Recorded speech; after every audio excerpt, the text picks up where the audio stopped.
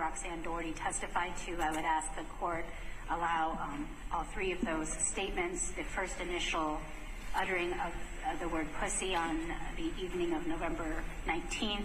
I'm going to stop you on that one for a second. Ms. Jaeger, Mr. Kendall, do you, in your position with the testimony that the child said the word pussy is hearsay? Yes. As being used by the state. What's the matter asserted in that statement? Well, I guess I should track that back. I don't know that the word pussy in and of itself alone in isolation is hearsay. I think that in this context, though, the only way it's relevant is when it's tied to the statements the next day referencing the defendant. Well, that's a different objection. So I'm dealing with hearsay right now. I don't see that testimony that the child said the word pussy. I don't see that being hearsay because it's not a statement offered for the truth of the matter asserted, because there is no matter asserted in that word. Well, to be clear, my objection is if you're just talking about her saying the word pussy, I would argue that it's not relevant or more prejudicial than probative. If it is being tied in as a whole to the other following statements, which I think is the state's purpose, then it's hearsay. Because it's not just a statement in isolation. In order to make it relevant, they have to tie it to the other statements that are hearsay. And the hearsay is not the child's statement, it's an out-of-court witness testifying about what the child said. Now, the definition of hearsay is an out-of-court statement offered for the truth of the matter asserted. So it falls under the umbrella of could possibly be hearsay when another person testifies to it, which is what we have. My point is the witness testifying that the child said pussy, that is not hearsay.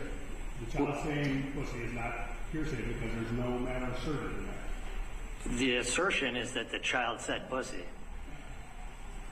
Yeah, I get that, but the definition of hearsay has to do with the statement that you're targeting. So, all right, well, I understand your position. Yeah. That word in and of itself is not hearsay, does not qualify under the definition of hearsay. The next statement, however, would be the definition of hearsay, so I'm going to let Ms. White continue. Go ahead. Your Honor, the following afternoon then, which would have been it's arguably less than 24 hours after the child was picked up from daycare, and I know the court is aware that the state has alleged that this conduct had occurred anywhere between June of 2021 up until the child's disclosure to her grandmother on that date in November, on the 20th approximately, and the 21st when she disclosed it to her parents. The statement that she made, the actions that she viewed, I concede are an assertion under, as far as the statement is concerned, an out-of-court statement offered with the truth of the matter asserted.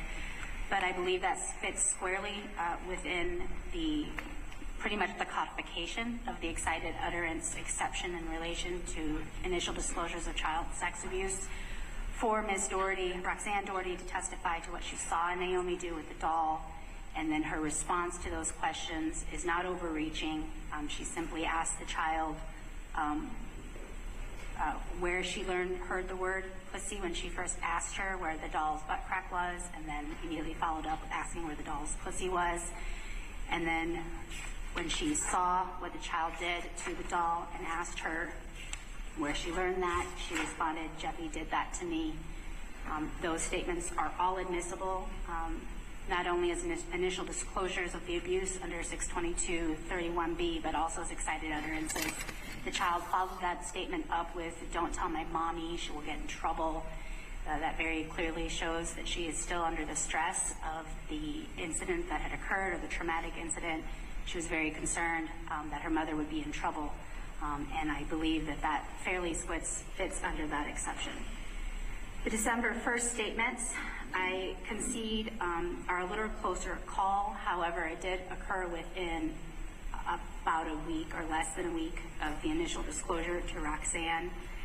Again, that witness testified that this statement was made unsolicited at nap time. The child just blurted out, "Jeff licked my pussy," and Jeff had me suck his penis and juice came out of it, and it was gross. Let me stop you right there. Did the child provide that same information in the CPC interview on the 30th? She did, as to the oral copulation. So that would be a prior consistent statement in her CPC interview as well.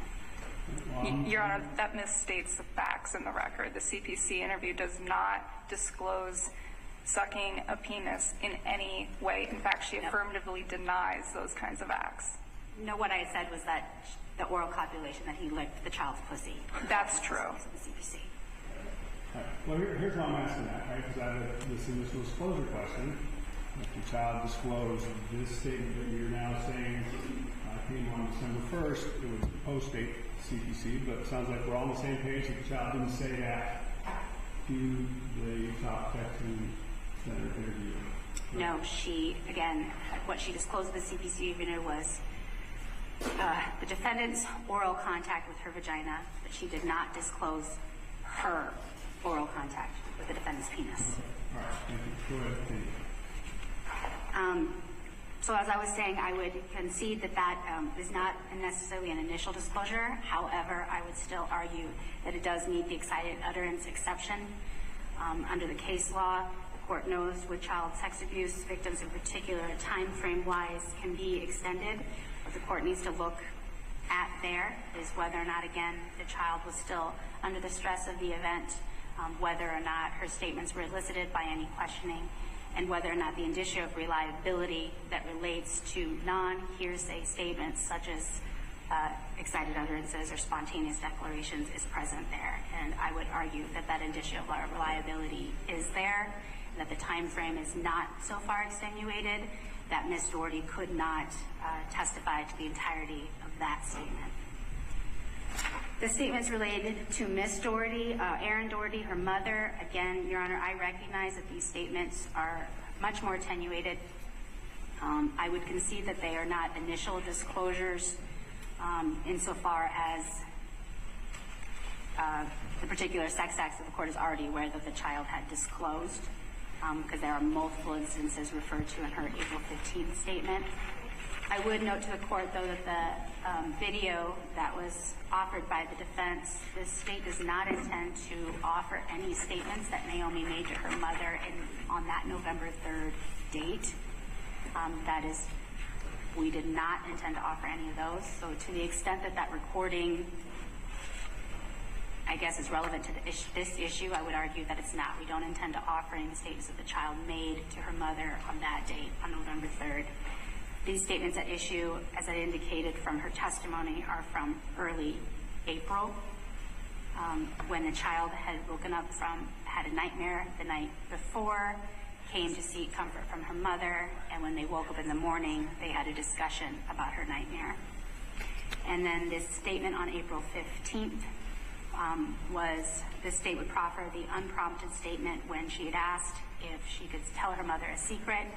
And Mom then went to her room with her, and again, the child disclosed it appears to be 3 separate sex acts, the oral copulation that we talked about between both the child and the defendant, the child had already been disclosed, that there was a disclosure, initial disclosure there of contact with her vagina with his hand. Again, Your Honor, I concede that these are not initial disclosures. However, I would ask the court. Are you conceding that all those are not initial disclosures? No, I'm sorry. You said one thing about the allegation regarding contact with the hand. That would be the only initial disclosure, is my argument. I would concede that the others are not, Your Honor.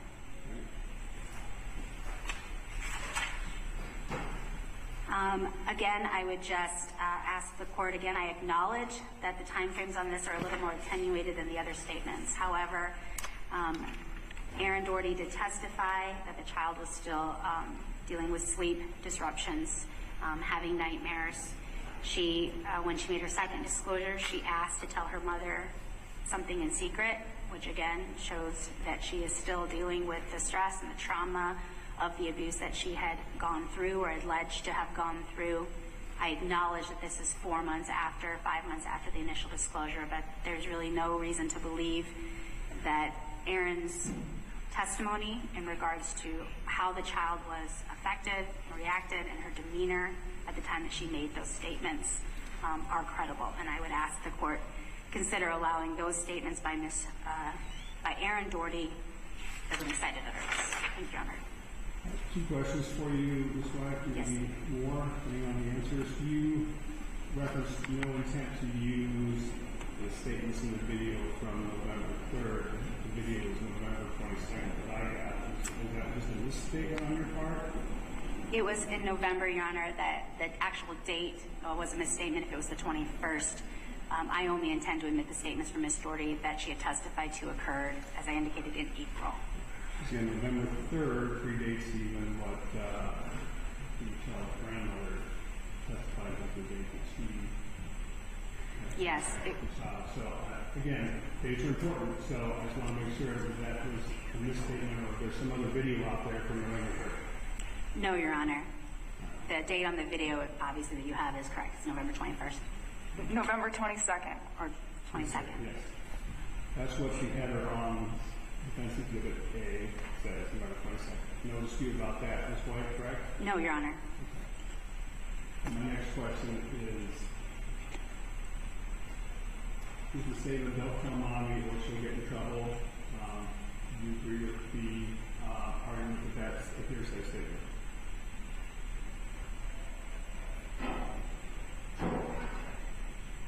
To the extent that the child believes that if she would tell that her mother would get in trouble, yes, Your Honor. I mean, I am offering for the truth of the matter asserted in this statement that the child stated that she did not want her grandmother to tell her mommy because she was concerned that her mother would get in trouble. Okay. All right. Anything else? No, thank you, Your Honor. Vince? Your Honor, just for purposes of clarity, Ms. Yeager and I kind of divided this argument between 622.31b as a separate issue from the excited utterances. And so... Yeah, I didn't cut you off. You're right. So the code section that we're dealing with, the 621, you just said it, right? 622.31b. Yeah, 622.31b, and the excited utterance, which is being argued by the state, those are separate exceptions to the hearsay. One of them's in the actual Iowa Rules of Evidence. The other one is a legislated code section that sets up another exception to the hearsay rule. I understand they're different, so yes, I will hear the argument separately. Yeah, and I'd bring that up because I'm going to be handling the code section and she'll be handling the evidentiary rules. That's perfectly fine. So go ahead. All right. So I looked at this code section, and to my knowledge, there's not a single reported case on this code section as of yet. I could not find any. And that's probably because the code section wasn't approved, wasn't adopted until May of 2022. Correct. I just point out I don't have any authority in the state of Iowa or from the appellate courts yet to rely upon. But I note that there's essentially the first gatekeeping question, and that is whether or not it's an initial disclosure or not. And to that end, I can only argue that I understand the court is looking at this as count 1, count 2, count 3, and you can have an initial disclosure for each of those counts. And I don't necessarily disagree with that. What I would argue is that an initial disclosure, singular, is the initial or first disclosure of that particular incident. So I don't think, in specifically looking at some of the ongoing statements of earlier activity would qualify as initial disclosures. But I think the real trick, one of those things is just content and timing, right? Whether it's an initial disclosure of the act. But the code specifically requires that the court not just find it was an initial disclosure, but that the statement itself provides sufficient safeguards of reliability. That's under 622.3 sub 3 sub B.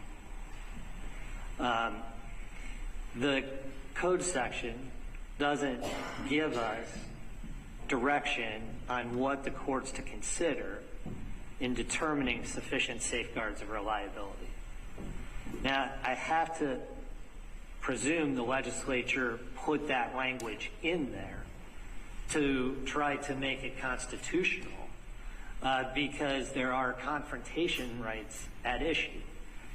And there's a long history on that case law with respect to hearsay exceptions, going all the way back to Dutton versus Evans, 400 U.S. 74, through Crawford in the early 2000s, and all of Crawford's progeny, talking about how exceptions to hearsay may trigger confrontation and how they may not. As the court knows, current law on confrontation is that testimonial hearsay is a confrontation violation. In other words, gathering statements with the knowledge or belief that it might be used in a court proceeding at some point in the future. For example, in this case, I would assert the video from November 22nd may be testimonial in nature. I can only argue that the only way that language makes sense is if the legislature intended the court to look at that body of case law that defined what were sufficient safeguards of reliability. And that case law is all built on hearsay, on the hearsay exceptions. So I realize the court says this is an exception to hearsay in and of itself, but the triggering gatekeeping function of the court to assure that the defendant's constitutional rights to due process and confrontation aren't violated is going through this indicia of reliability analysis. As the Supreme Court said in Dutton versus Evans, the mission of the Confrontation Clause is to advance a practical, concrete concert for the accuracy of the truth determining process in criminal trials. Excuse me, I think I said concert, I meant concern. Advances a practical concern for the accuracy of the truth determining process in criminal trials. That's the purpose of the Confrontation Clause. And I don't think that purpose goes away just by a statute saying that this is a hearsay exception. The legislature also said that assault is a general intent crime, but the courts clearly said you have to look at the other language of the statute, and the other language in that statute says it's specific intent crime.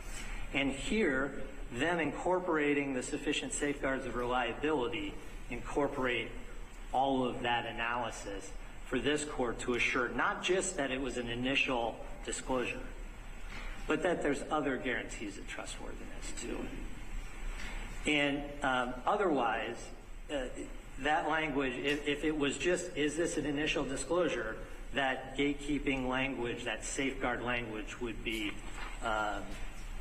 useless. It wouldn't mean anything. And so our argument is that although the code allows discussion of the initial disclosure, the requirement on court is still to make findings as to why there are sufficient safeguards of reliability. And I think the only place we have to go to determine what those factors are is the existing case law on hearsay exceptions and why certain exceptions are reliable or have sufficient safeguards or indicia of reliability. And so to that end, Our discussions on this issue, Ms. Yeager and I's discussions on these issues really kind of merge because I'm going to turn it over to her at this point to talk about how these don't satisfy the excited utterance exception. Mayor, go ahead. Thank you, Your Honor. Excited utterances is one of those exceptions to hearsay that is used over and over and over, and respectfully abused and overused. Excited utterances does not just mean something stressful or you're describing something that is traumatic even to you. It still has legal and technical requirements. It has things that require more than just saying something that's stressful or being something that is even traumatic to you. You still have to have the excitement of the event still at play. The requirement for hearsay exceptions does not mean any and everything that someone says, even when it's a child, even in sex abuse cases, comes in because we're talking about difficult things. It still requires those other indicators of guarantees of credibility, because the theory behind it is that you are so emotional, you are so stressed out that you do not have the capacity to fabricate or to lie or even to misspeak or misremember. It's just like exceptions for medical diagnosis and other things, or the exception for dying declarations. The presumption to these exceptions in dying declarations is that you wouldn't lie or misspeak with your dying breath. That's the same basis that there's the excited utterance exception, that you are so overcome, much like passion and prejudice when we're talking about homicide cases, that you cannot lie, you cannot misspeak. It has to be credible and reliable, and that's why it becomes an exception to hearsay. It's not good enough to just be a stressful thing or a difficult thing to tell people. And it certainly does not give a free pass for months and months and months in perpetuity for a child or any other witness to say anything to anyone and now it magically comes in. That is just not how it works. Being upset, telling a story, does not, as a matter of law, constitute an excited utterance. The time lapse in each and every one of these is significant. For the later dates, we're talking about 5 and 6 months later. What we don't have from the state's evidence is an idea or even concrete time frame as to what time period that ND is describing. And without that, how can the state assert that any of these statements can constitute an excited utterance when we don't know when the triggering excited event is? If the state cannot establish when the event of excitement is, then they cannot establish that a later statement is still while under the stress. If we presume that the one statement that it was maybe when Jill was on during her surgery but not really sure still, then the state cannot establish when the event causing excitement is, therefore they cannot establish the required credibility assumption that you're still under the stress of that event. If we presume it's when Jill was on her surgery, later evidence will show that that's May into June of 2021. And if we assume that date, which is important that we're making an assumption here, then we're talking about May to June to July to August, September, October, November, end of November, then December, January, February, March, April. That is so long a time period that you cannot argue that the time is sufficient, that the child is still under the stress of the excitement and could not have calmed down or been pacified in some manner such that the statement must be reliable and credible. The fact that there is questioning is significant. For each of these, or at least most of these, there's questioning, particularly the November 22nd video and comments with Aaron. Aaron is specifically asking questions. And she's not just asking questions, she's leading questions. She's telling ND to state yes. We can hear on the video, she says, "Can you say yes?" And the child says yes. The fact that there's any questioning, but specifically when we put into the context of leading and calling for a specific and eliciting a specific statement is significant. That means that it's not an excited utterance, it's a child's response in response to a prompt. The age and the condition of the declarant is significant. We heard repeatedly that on all of these statements, ND is in a place where she's comfortable, in a place where she has been before. She's in her home, she's in her grandmother's vehicle, she's in her grandmother's home. She is in her kitchen, dining room area. She's in her bedroom. Of all the places that a child would feel safe and secure, it's in her own bedroom. She's in a bedroom at her grandmother's house where she had been before. We heard repeatedly that she was being silly, that she was playing games, that she was laughing. She's playing with Barbie, she's playing with her brother, she's pretending to nap. And in response to that, that's the scenario in which she's making statements. She is not overcome with emotion. She's not hyperventilating, she's not shaking, she's not crying. Instead, she's being silly and she's playing a game because she's a child, and that's what kids do, they play games. But the fact that she's playing a game indicates that it's not an excited utterance. The characteristics of the event described are significant. Here, we have generic statements, particularly the November 19th statement where she just says a word, where she says pussy, in response to the who can say the bad word, ass, shit, butt crack, the gameplay with her brother. That statement in and of itself does not disclose anything. It only illustrates gameplay and one-upsmanship with a brother in a safe space. And on each of these, she's asking questions, answering questions, and playing games in a safe place with no other objective, observable characteristics of someone who's so overcome that their statement must be credible and veracious. We heard on November 22nd, the statements to Erin is at bedtime, reading a book, in her jammies, she's being silly, asking about being tickled, she's laughing.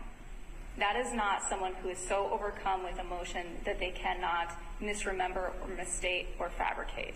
She's being asked questions, and she's being asked specific questions. She was asked about Jeff touching. She was asked if Jeff touched her vagina with his mouth. She was asked to say yes. She was asked what room. She was asked if he told not to say anything to anyone. She's being led, and the answer is being provided to her. On April 3rd with Erin, she's being asked questions about Jeff. She's being asked specifically, is Jeff a bad guy? She's being asked the first time when he touched, the shape and the color of the buzzer, the description of the buzzer, if it happened more than once, if it happened a lot, and then her response is the Jill during the surgery. On April 5th, the statement is with Dr. Jensen, where she's just chiming in into the adults' conversation. Again, a safe place. April 15th, that's the one at supper time, where she asked to tell a secret away from dad and brother. So she's clearly comfortable enough to remove herself from half the family unit. She's in her safe, secure location. They're all milling together in a calm, safe environment, going about their cooking and things of that nature. And she was able to verbalize when she wanted to be done. If she is able to verbalize when she wants to discontinue the statements, it cannot be said that she is so under the influence of the excitement that it has suspended her powers of reflection and fabrication, which consequently minimizes the possibility that the utterance will be influenced by self-interest and therefore rendered unreliable. That's Dudley, 856 Northwest 2nd, 688. And that's also quoting U.S. v. Brown, 254 F. 3rd, 454, that's 3rd Circuit, 2001. So for each of those, we simply do not fall within excited utterance. If we look to the statements to Roxanne, same kinds of issues. On November 19th, she's riding in the car with her brother, she's playing a game. She's laughing. It's in a place where she's comfortable. They even stop for a few minutes, and then they go back to normal conversation. If she is capable of playing a one-on-one game with another child, then stopping the communication and going back to normal conversation, it simply cannot be that she is so overcome with the stress of the excitement that she cannot have misstated or misspoken. And that is only put into context with a later statement. In and of itself, saying the word pussy, as the court said, doesn't mean anything. So it cannot be an excited utterance. It also cannot be an initial disclosure. On November 20th, we're still at Grandma's house. We're playing in the bedroom. We're playing with Barbie. She is being silly. She is on the floor, then she's on the bed. They thought they were, or ND thought they were playing a game to nap.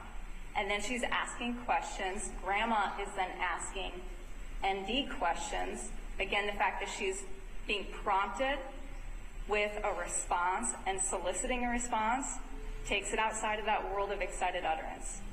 These are statements that ND is already familiar with these terms. She'd already been taught body anatomy and body security type of things. So she knew these words.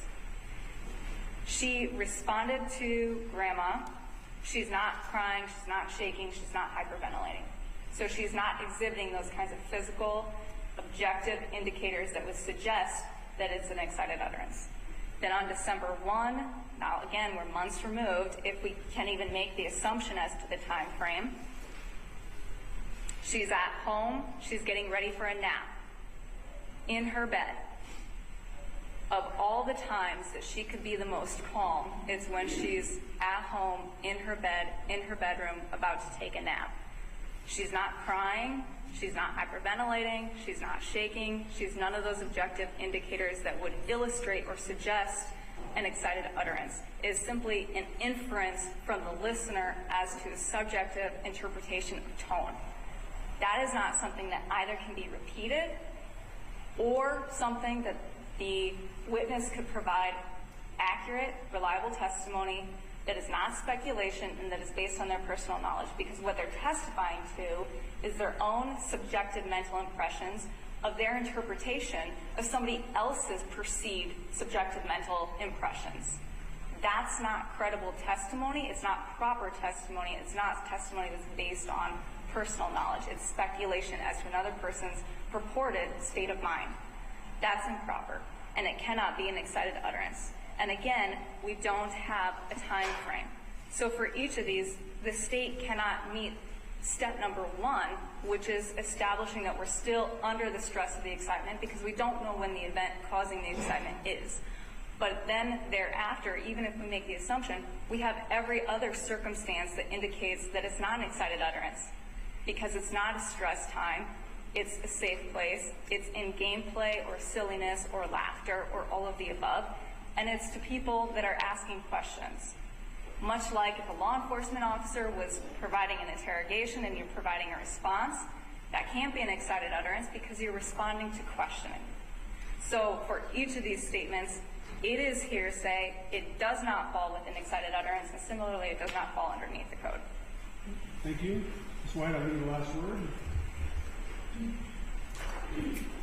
Your Honor, I just respond to both authorities and testified their familiarity with this child. They can certainly testify to what they saw, their demeanor, her reactions at the time, and what was going on, so far as as though when questioned about whether or not she was crying or anything like that, forthright and candid and indicated that she was not at the time. That does not negate what they actually did see and what they testified to. Your Honor, if I could just very briefly. Yep. Just to the extent that the state is arguing that those witnesses can testify as to the intent or statement of mind, that's the subject of our motion to eliminate, to which the state agreed. Well, I think we sort of expanded what we're specifically talking about here. Witnesses can testify to their observations, what they saw.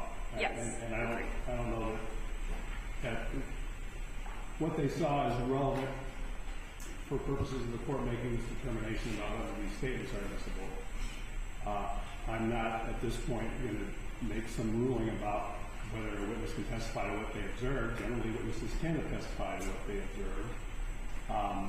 You're right, they can't testify what someone else is thinking in their mind, that sort of thing.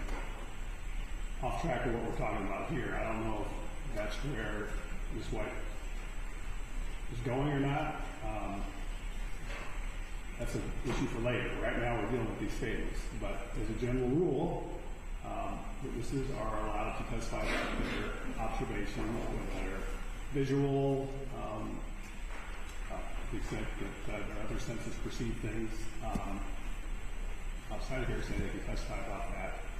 If we're discussing right now, I'm not sure we're going to have an issue where a witness is going to testify about somebody's intent or state of mind. We did deal with that in the other parts of the limited litigation, so if you think we're going there, you're certainly free to raise that at any time, but I don't know that we're going there right now. And I do agree, Your Honor, as to the observations. I mean, that's why the things like the crying are the questioning that we're eliciting. But as it relates to the testimony from Aaron that ND was emphatic about it not wanting to happen, and she felt like ND was trying to make her believe her, that is a statement of mine. That's speculation and intent. So it's that line of testimony and questioning that would be improper. Those are two different things. You can certainly testify that you perceive someone as being emphatic. The second part of that, I would agree with you. You can't impose what you believe the motives of the person doing it, but certainly that witness could say the child appeared to be emphatic. I don't see that as a problem, but trying to make me believe her, that goes beyond that. I would agree with that. Again, not really what I'm dealing with right now, but since we got on that topic, we could address that briefly. So, all right, anything else? No, Your Honor. Ms. White, the last word is a burden here, so Ms. White, anything else? Okay. So the question for the court essentially is the admissibility of three, let's say, distinct statements or grouping of statements. The first two are statements that were reportedly made to the child's grandmother on November 19th and December 1st. And the third has to do with statements made to the child's mother in April the following year of 2022. We'll deal with the initial disclosure aspect of this first.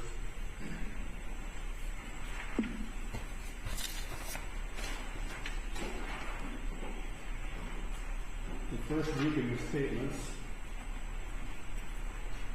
and I'm now relying on the pleading filed by the state on September 19th of 2023.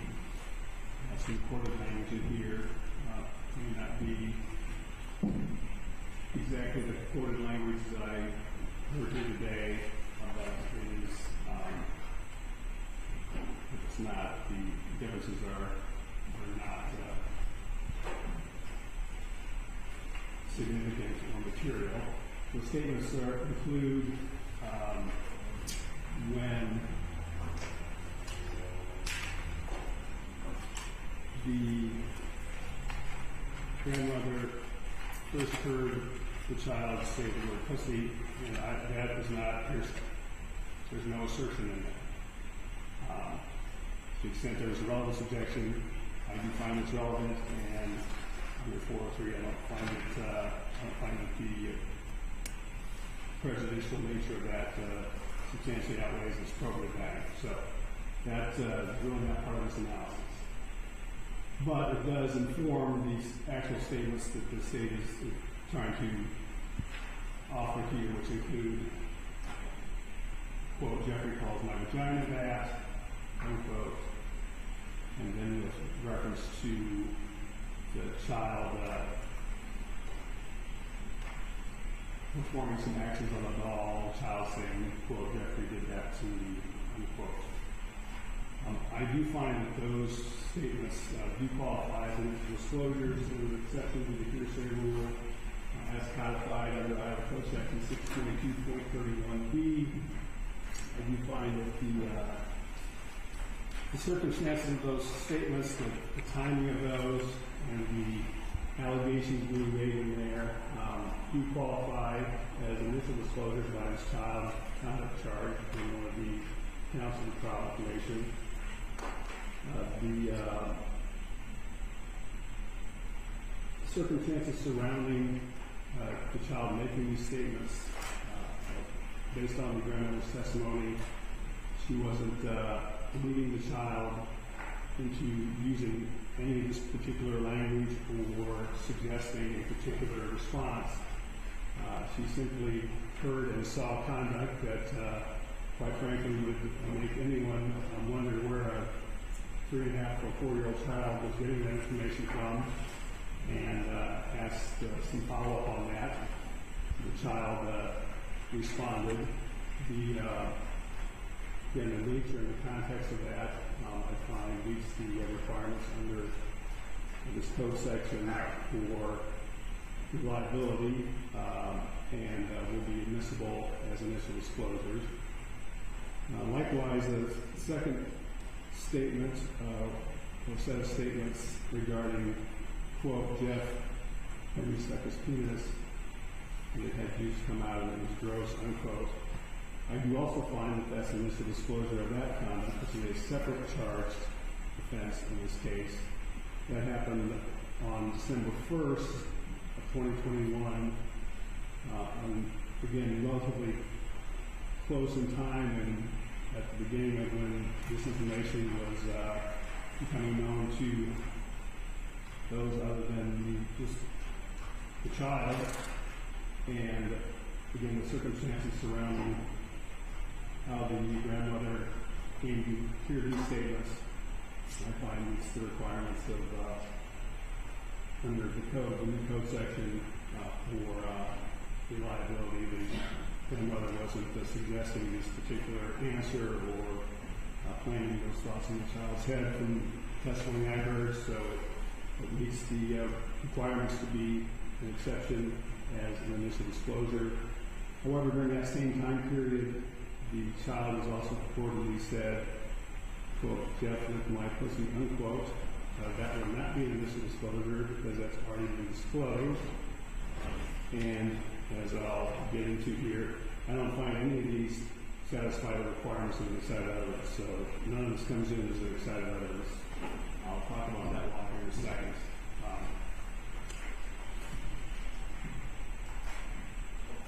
So to summarize where we are so far, the court has found that these two separate statements regarding these two separate alleged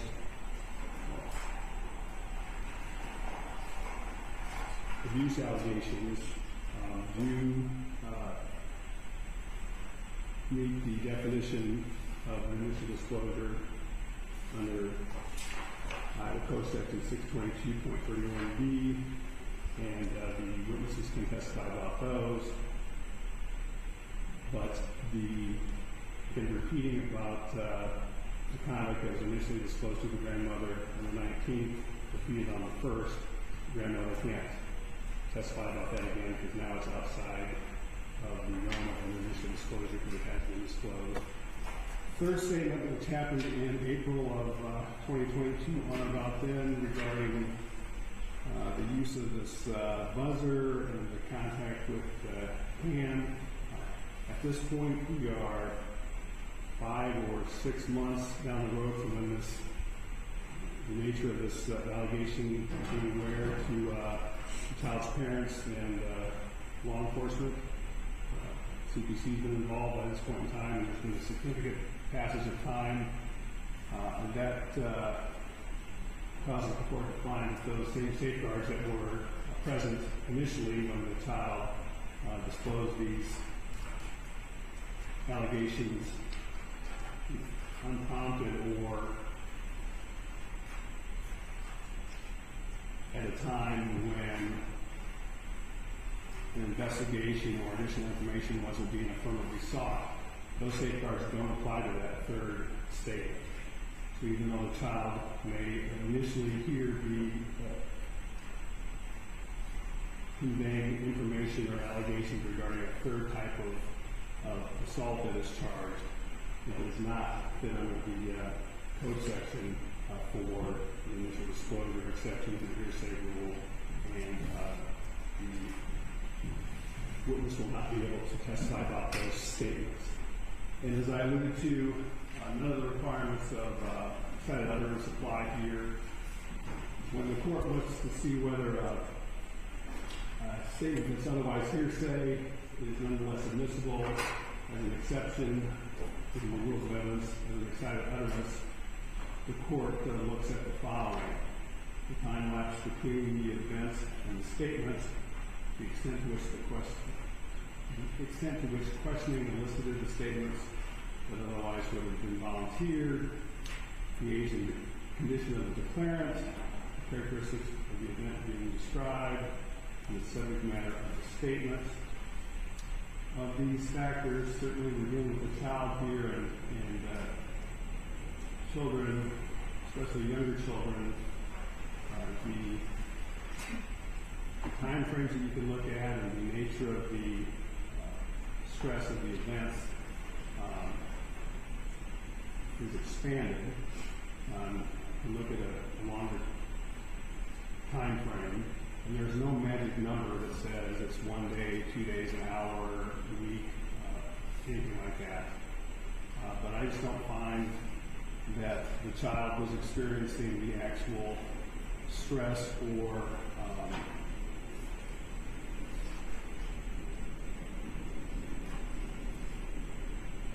the child certainly can still be feeling the effects of this alleged conduct. But the purpose of the excited utterance is not that. The purpose of the excited utterance is when you're initially under the stress or the excitement or the actions that are causing this trauma, that you make these statements. We're far afield from that, so we're not going to hear those statements under that exception. So Ms. White, you understand what the court's ruling is here at this point. I've given you 2 blocks of statements that are admissible and can be elicited from your witnesses as an exception to the hearsay rule, under the Iowa Code exception for initial disclosures. The third cannot be offered under that exception, and the excited utterance does not apply to any of these reported statements, so they don't otherwise come in for those reasons. Yeah, and this applies to both parties. There may be some reason or some ability for these statements to come in or suddenly be relevant or admissible in a different way. However, if either side thinks that case occurs before we hear any statements or testimony about that, we'll alert the court and we'll have further hearing outside the presence of the jury to determine if there's some other basis on which any of this evidence can be put before the jury.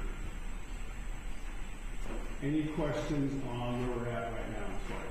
Your Honor, I just want to clarify the statements that are admissible to Los Angeles. She was permitted to testify that anything that she stated except for ejaculation of publicity on the extent of the first disclosure. Is that accurate?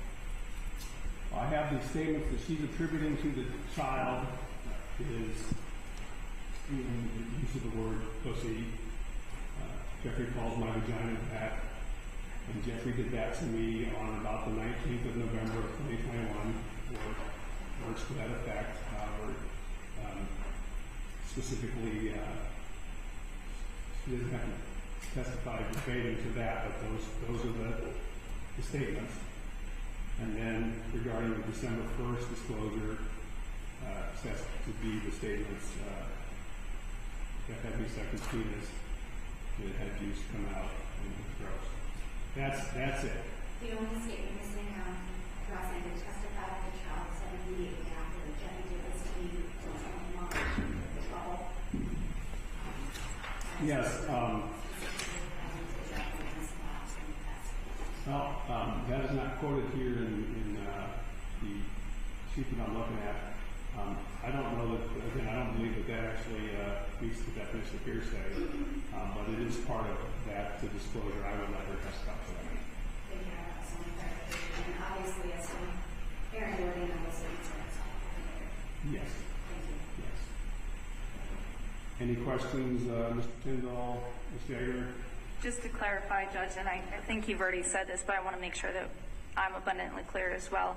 April 3rd, 5th, and 15th, those are the ones to Aaron. Those are all out. Yes. Okay. At this point, they're hearsay, and no exception applies to. And again, if you decide thinks that that situation changes, you will let me know before listing that, and we'll have further hearing outside the presence of the jury on that.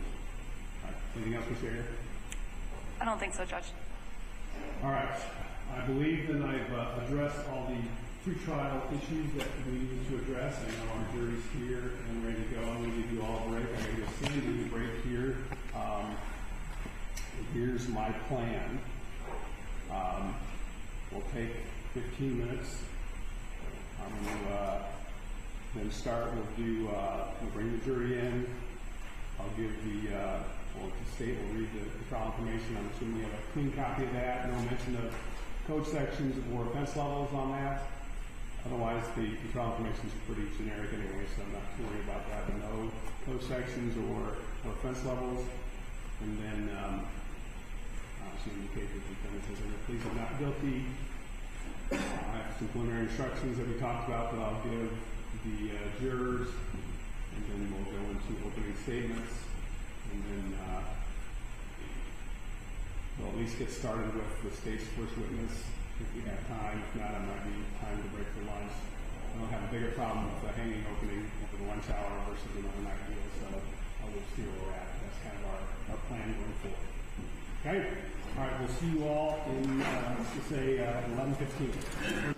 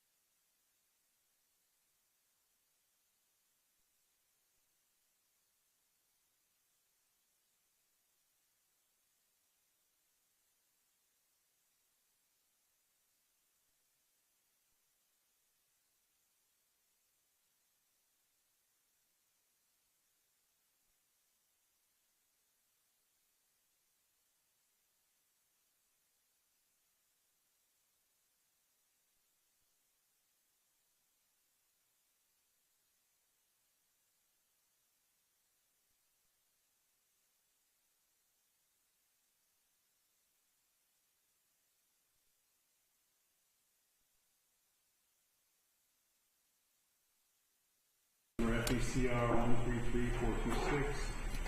Mr. Dodds and the attorneys are going to have nothing for us. We're about to bring the jury in. Before I do that, just real quickly, attorneys will deal with this later, but reminder, the code section that we just dealt with on initial disclosures, unlike other exceptions to the hearsay rule, also prescribes a jury instruction that we'll have to deal with at the end of trial. So if you want to formulate something you propose on that, we can do that. But it's also a requirement. We'll deal with that. I just want to make sure that didn't go under the radar. So, all right. We're good? All right. We're ready for the jury. All right.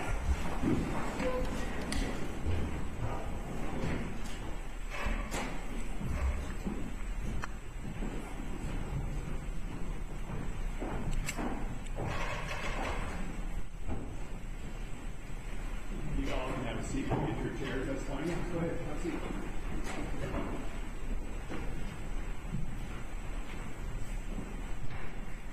This Iowa District Court is now in session. The Honorable Judge Ian Cornell now presiding. Please have a seat.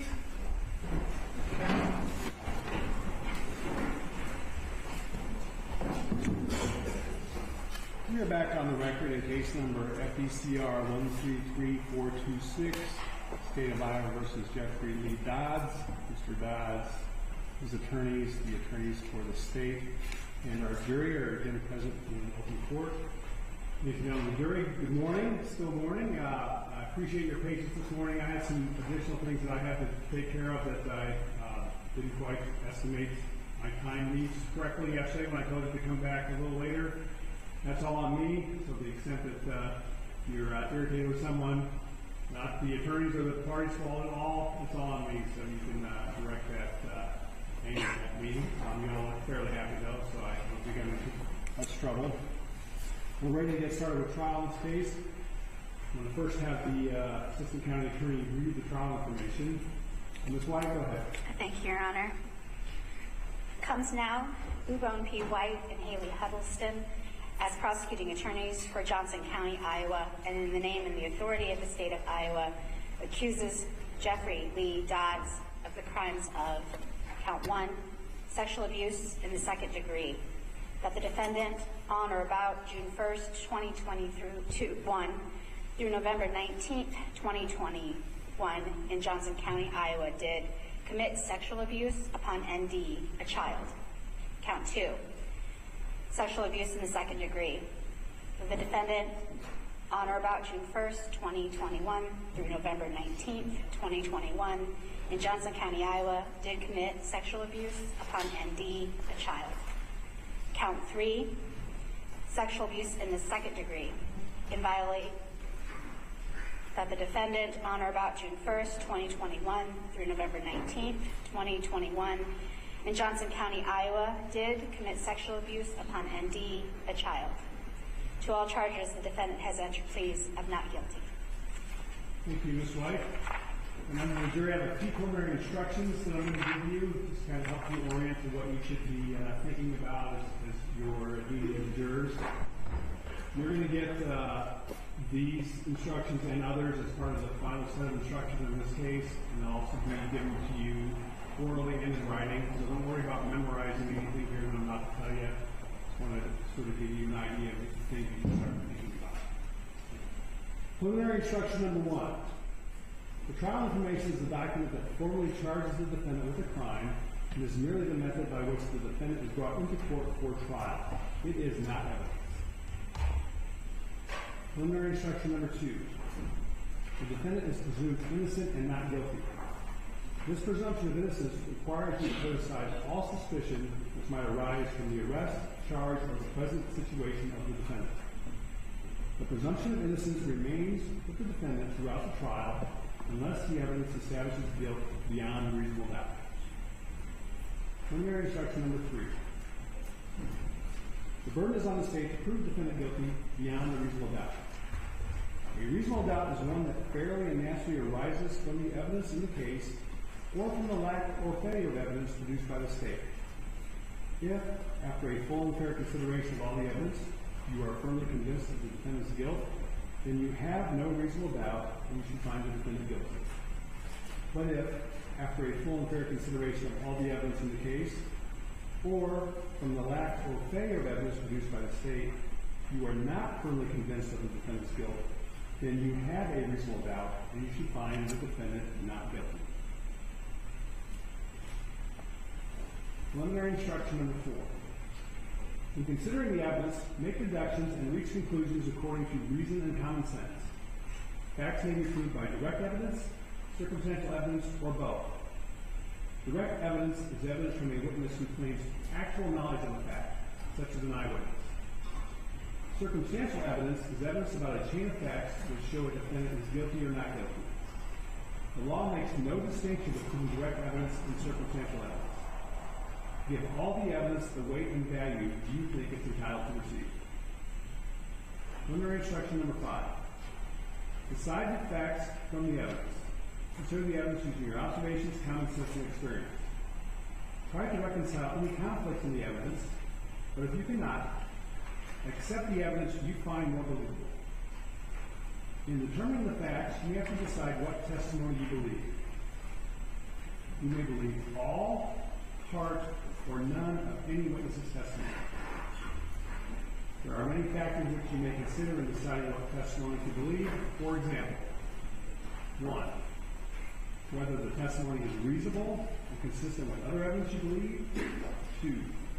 Whether a witness has made inconsistent statements. 3. The witness's appearance, conduct, age, intelligence, memory, and knowledge of the facts. 4. The witness's interest in the trial, their motive, candor, bias, and prejudice. Preliminary instruction number 6. You shall base your verdict only upon the evidence and the instructions of the court. Evidence is 1. Testimony in person or by deposition. 2. Exhibits received by the court. You may examine the exhibits closely, but be careful not to alter or destroy them. 3. Stipulations which are agreements between the attorneys. Facts may be proved by direct evidence, circumstantial evidence, or a combination of both. Sometimes during a trial, references are made to pretrial statements and reports, witnesses' depositions, or other miscellaneous items. Only those things formally offered and received by the court are available to you during your deliberations. Documents or items read from or referred to, which are not offered and received into evidence, will not be available to you. The following are not evidence. 1. Statements, arguments, questions, and comments by the lawyers. 2. Objections and rulings on objections. 3. Any testimony I tell you to disregard. 4. Anything you saw or heard about this case outside the courtroom. Preliminary instruction number 7. We all have feelings, assumptions, perceptions, fears, and stereotypes about others. Some biases we are aware of, and others we might not be fully aware of, which is why they are called implicit biases or unconscious biases. Our biases often affect how we act, favorably or unfavorably, towards someone. Bias can affect our thoughts, how we remember, what we see and hear, whom we believe or disbelieve, and how we make important decisions. As jurors, you are being asked to make very important decisions in this case. You must resist jumping to conclusions based on personal likes or dislikes. You must not let bias, prejudice, or public opinion influence your decision. You must not be biased in favor or against any party or witness because of his or her disability, gender, race, religion, ethnicity, sexual orientation, age, national origin, or socioeconomic status, or any other reason not based solely on the evidence presented in this trial and the instructions the court provides to you. The verdict must be based solely on the evidence presented. You must carefully evaluate the evidence and resist. You must carefully evaluate the evidence and resist, and help each other resist, any urge to reach a verdict that is influenced by bias for or against any party or witness.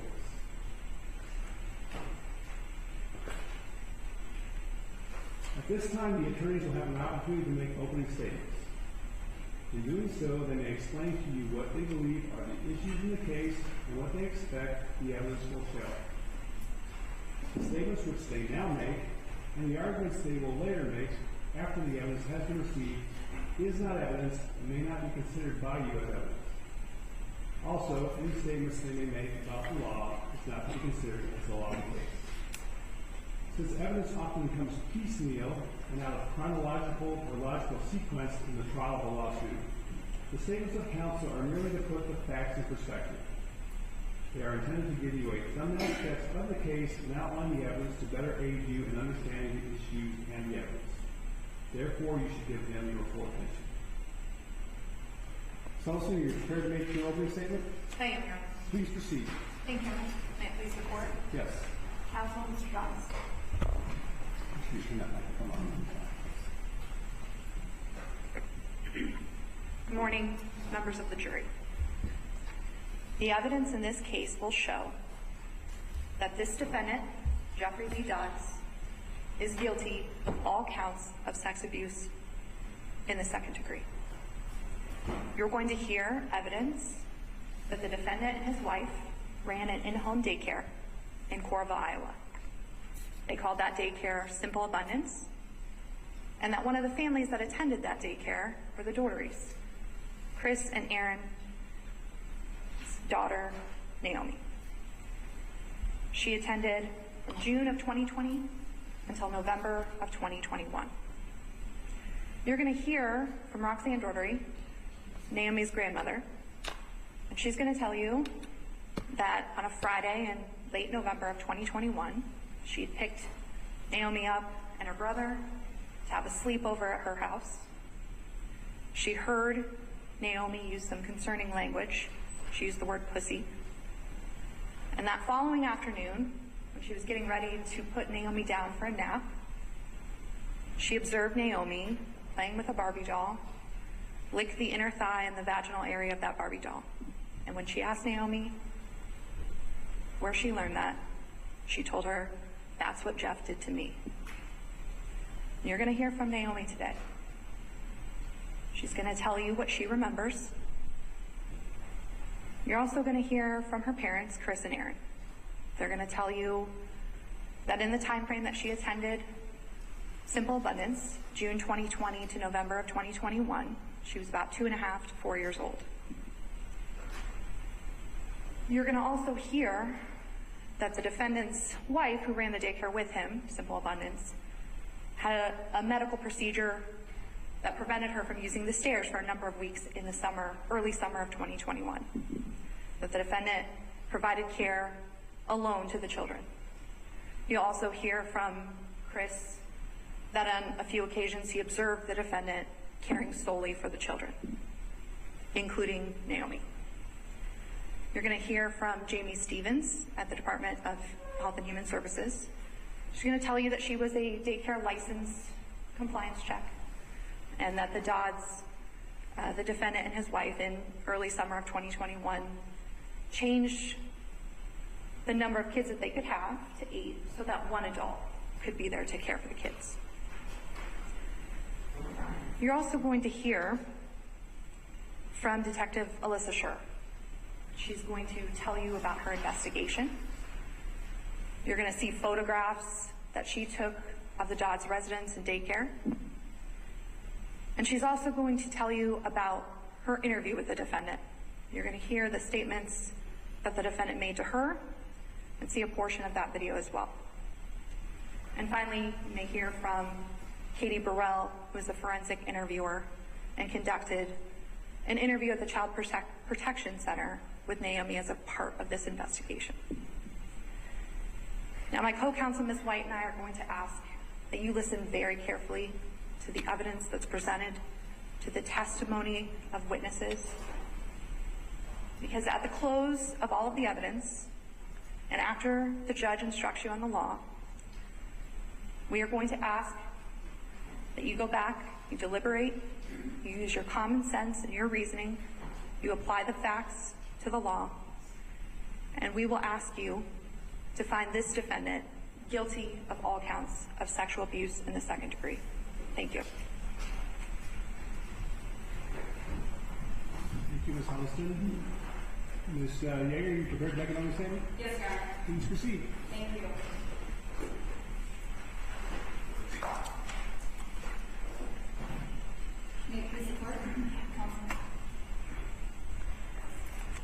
morning, ladies and gentlemen.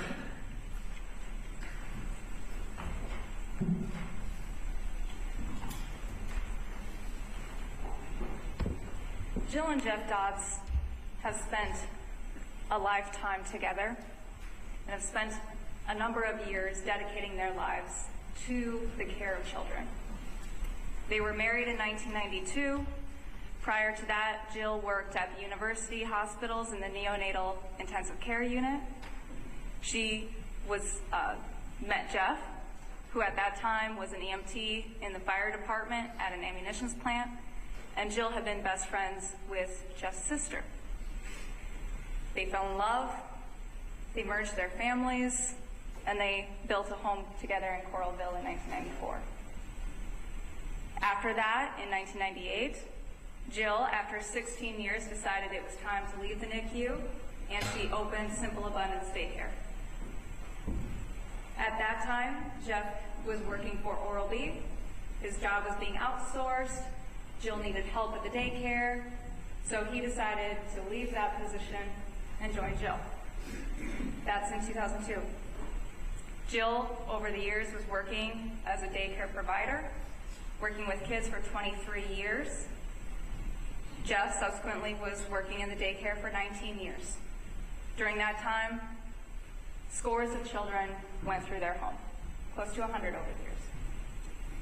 Since then, Jeff and Jill were working in their community to build their childcare and to advance their community in the area of childcare because, of course, that was their passion. Jill was a city council member for 10 years. She was the president of the Hawkeye Area Child Care Providers Network. She was a board member for the Johnson County Empowerment for 6 years. She was on the State Child Care Advisory Committee and the Iowa Family Child Care Association. Jeff, you'll hear, was also a board member for the Johnson County Empowerment for 4 years. He served in the Iowa Family Child Care Association, and he too was the president of the Hawkeye Area Child Care Providers Network. The original classification of Simple Abundance allowed for them to care for 12 kids full-time, on top of that 2 kids part-time, and then an additional 2 kids after school, so they could care for 16 kids. Fast forward to summer of 2021.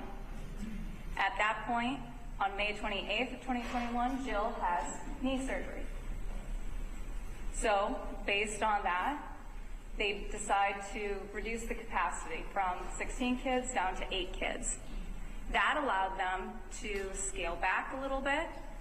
That allowed them to have one adult that's capable of supervising all 8 children safely and comfortably. Once Jill has her knee surgery, the daycare closes for a week. That is followed by 2 weeks in early June. That's from June 7th to June 18th. That Jill's still home where they have their daycare. She's upstairs. During that time, the kids would come upstairs for lunch, and there was an upstairs nap time crew and a downstairs nap time crew. Some of the kids would come upstairs for nap time, 5 kids in total. 3 kids were staying downstairs as part of the downstairs nap time crew. Part of that downstairs nap time crew is Naomi. Otherwise, during those 2 weeks, all the kids are downstairs with Jeff, where he continues the daycare. After those 2 weeks, Jill resumes going back to normal, where they're both downstairs where the daycare is in their home, upstairs is the kitchen and their private residence area. Jill's walking with a cane at that time, but otherwise, everything's back to normal. The routine continues, as it has for years. There's an upstairs nap time crew with Jill. That's 5 kids. 3 kids, still part of the downstairs nap time crew. That includes Naomi. That nap time crew, downstairs, naps with Jeff, upstairs with Jill. That routine continues, as it has for all this time, through August 2021. On August 28th to September 5th, Jeff and Jill take a vacation. Daycare's closed. On September 6th, daycare opens back up again. Routine continues. Back to normal, back to everyday life, just as it had. But At that time of year, kids are coming in and out based on summer and school. So at that point in time, the nap time crew kids get adjusted. The upstairs nap time crew at that point with Jill is 5 kids. Now that includes Naomi. She's moved from the downstairs crew to the upstairs crew. The downstairs nap time crew with Jeff, now that's 3 kids. Then again, the routine continues. Life is normal, day-to-day care as it always has been. For months, day-to-day life, the routine continues. The normal schedule at Simple Abundance was from 8 a.m. to 5 p.m. Kids are arriving about 8 o'clock in the morning. They have free play and curriculum-based education with Jeff and Jill. That's followed by Jeff going upstairs to prepare lunch while the kids continue to play. The kids go eat lunch. They have a movie and video time for a little bit of time during the afternoon. Then it's nap time. Then back to free play before the end of the day when mom and dad come and pick them up. On Friday, November 19th, after daycare, Roxanne, who's grandma, had picked up Naomi from home and was taking her to grandma's house for sleepover time. At that time, Naomi is about 3.5 years old. She and her brother are in the back seat having a bad word competition with one another. They're playing, they're indicating who can say the worst word, and that's the context in which Naomi says the word pussy in that competition with her 6-year-old brother. It escalates from there. On November 20th, you'll hear that that's the day that Naomi is licking a Barbie. Naomi is asked, where did you learn that? And in response to that questioning, that's when she says, Jeffy did that to me. Since that time, you'll hear that Naomi's had many conversations with many different people. At least that includes her brother, her mom, her dad, her grandma, her grandpa, DHS, a neighbor, the new daycare provider, her counselor, and the CPC worker. Numerous conversations at numerous times with numerous people over a span of months. Questions are being asked, and thereby suggestions are being made, whether consciously or unconsciously. And in those descriptions, and with that additional questioning and suggestion, the description changes. Details are omitted. Things shift. You'll hear that that creates problems with evidence, because what we're here for is evidence. And memory is evidence. Statements are evidence.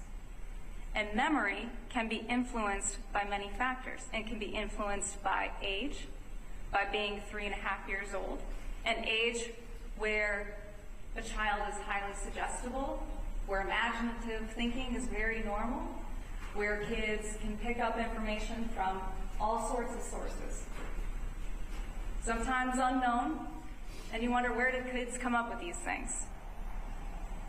But that's all normal. That's all developmentally normal for a child of that age.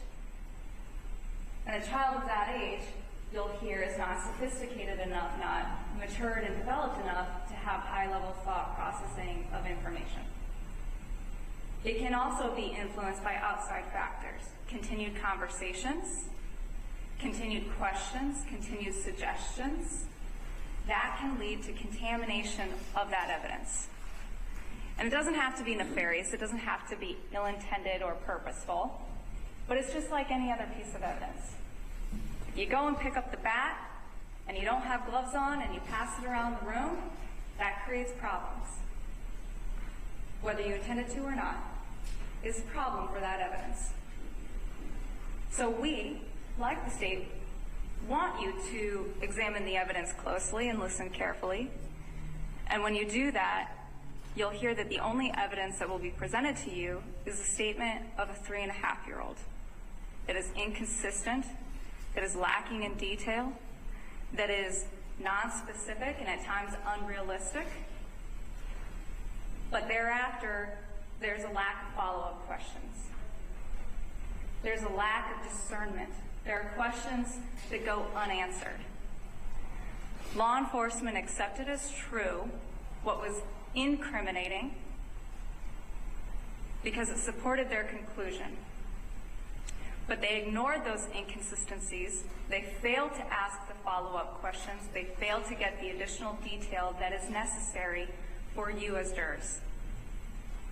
They failed to consider anything that questioned the reliability of the information that they were provided. And you'll hear that there's no physical corroboration. There's no DNA. You'll hear that they tried, that testing was done, and that DNA does not support the assertions. It does not support the accusations, and it does not match Jeff Dodds. You'll hear that there's no other physical indication to indicate that anything happened. There's no other objective indication, support, or corroboration for the statements of an about 3.5-year-old. And look, the allegations in these kinds of cases can be really difficult. They can be difficult to hear. They can be challenging to step back and try to view objectively like any other piece of evidence. And of course, we all want to believe a child. And sometimes people, whether those are adults or children, sometimes you just get it wrong. You can misremember. You can have false memories. You can lie. Sometimes it can just be fantasy. It can be playtime. Sometimes things can be suggested. Sometimes you can just be mistaken. And that's true whether it's a child, whether it's an adult. But your obligation at this point is to keep an open mind, is to examine that evidence like any other evidence, to listen to it carefully, to view all evidence as presented to you skeptically. And remember, it's always the state that has the burden of proof to prove its allegations beyond all reasonable doubt. And that applies just as strongly in a case like this as it does in any other case. So ask questions. Examine the evidence closely. Look for that corroboration. Set aside the emotion and look for the evidence. I suggest to you that at the conclusion of the trial, you'll find that it's not there. And as a result, we will ask you, and the law requires of you, to return a verdict of not guilty on all counts. Thank you. Thank you, Ms. Yeager. I'm not going to have the clerk that Carly pass out notepads to our jurors. I told a little bit about this yesterday. Please have your own envelope and your own specific notepads. During breaks, I'll either have you turn them upside down in your chair or put them back in the envelopes. These notes are just for you. You'll have them for deliberations. If you run out of paper or you're writing your pencil notepad, let us know and we'll definitely replace that. As soon as all of our jurors are prepared, I'll have the stage call first.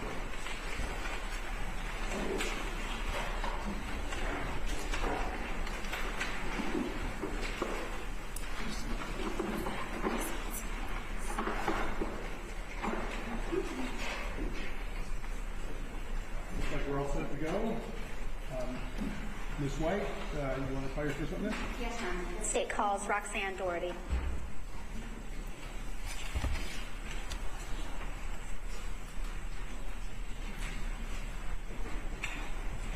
Hi, ma'am, come up here for me, please.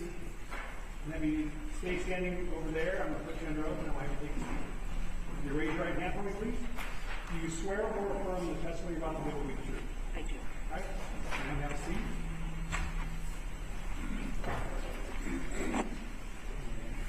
I'm ask you to pull the microphone down in front of you just a little bit. You don't need to be right on top of it.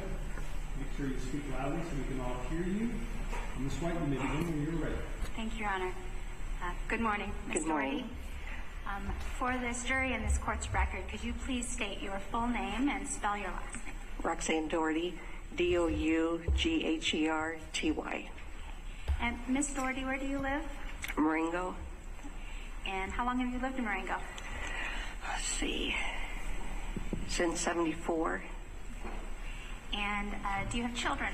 Yes. Who are your children, ma'am? I have a daughter, Katie, and a son named Chris. And where does your son Chris live? He lives in Iowa City. And does Chris have children?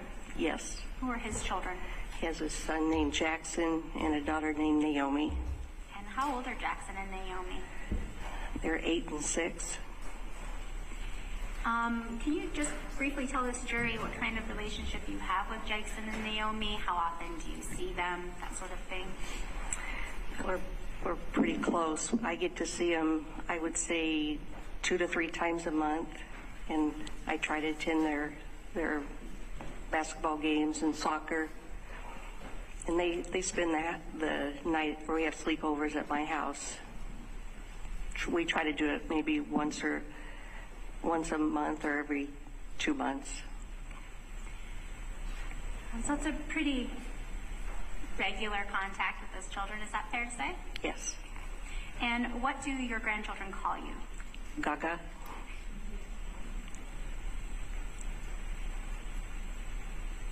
In late November of 2021, on a particular date, do you recall having the children over to your home for a sleepover? Yes. Do you remember what date that was? It would have been November 19th Of what year? of 21. And at that time, how old were Jackson and Naomi? Let's see, Naomi had just turned 4, and Jackson, I'm guessing 6. And where did you go to pick up the children that day? At their home in Iowa City. And had Naomi been at daycare that day? Yes. Had you ever been to Naomi's daycare or know either Jeff or Jill Dodds? I don't know them.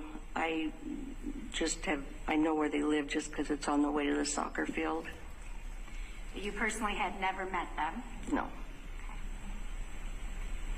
And when you picked the children up that day, what was the plan for that night? We were going to have a sleepover at my home. Okay. And how did you get to your home in Marengo once you picked them up here in Iowa City? How did I get there? Yes. By car. Okay. Were you driving? Yes. Can you tell this jury where everybody was seated in the car and who was with you at that time? Where Naomi was seated. Where everyone in the car was seated? And who I with was, of course, in the driver's seat, and the 2 kids were in the back seat, in the back of the car. Did the kids have a conversation on that car ride that day that you recall in particular? Yes. Can you please tell the jury what that conversation was and how it began and why in particular you remember this conversation? Objection, vague, hearsay, compound.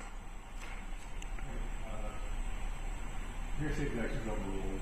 Compound question, so let's break that up a little bit. Yes, Your Honor. Ms. Wyatt, start again, please.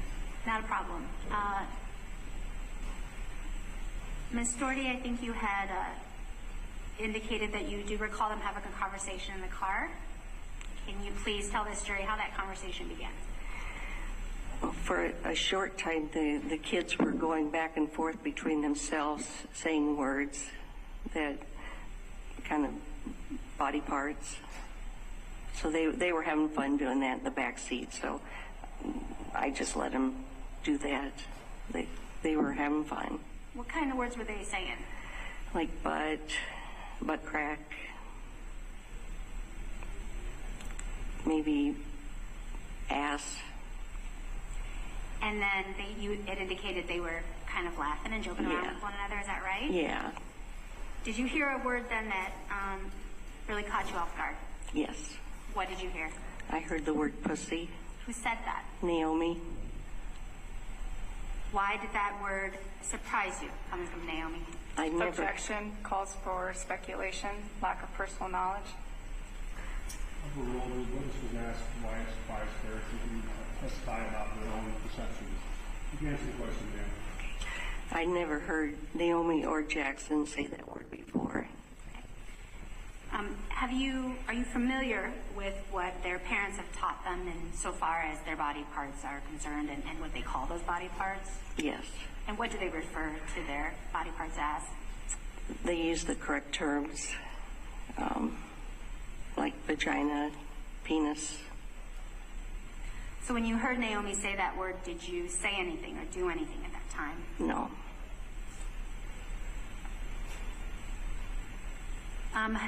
Did the rest of the evening go as planned? Yes.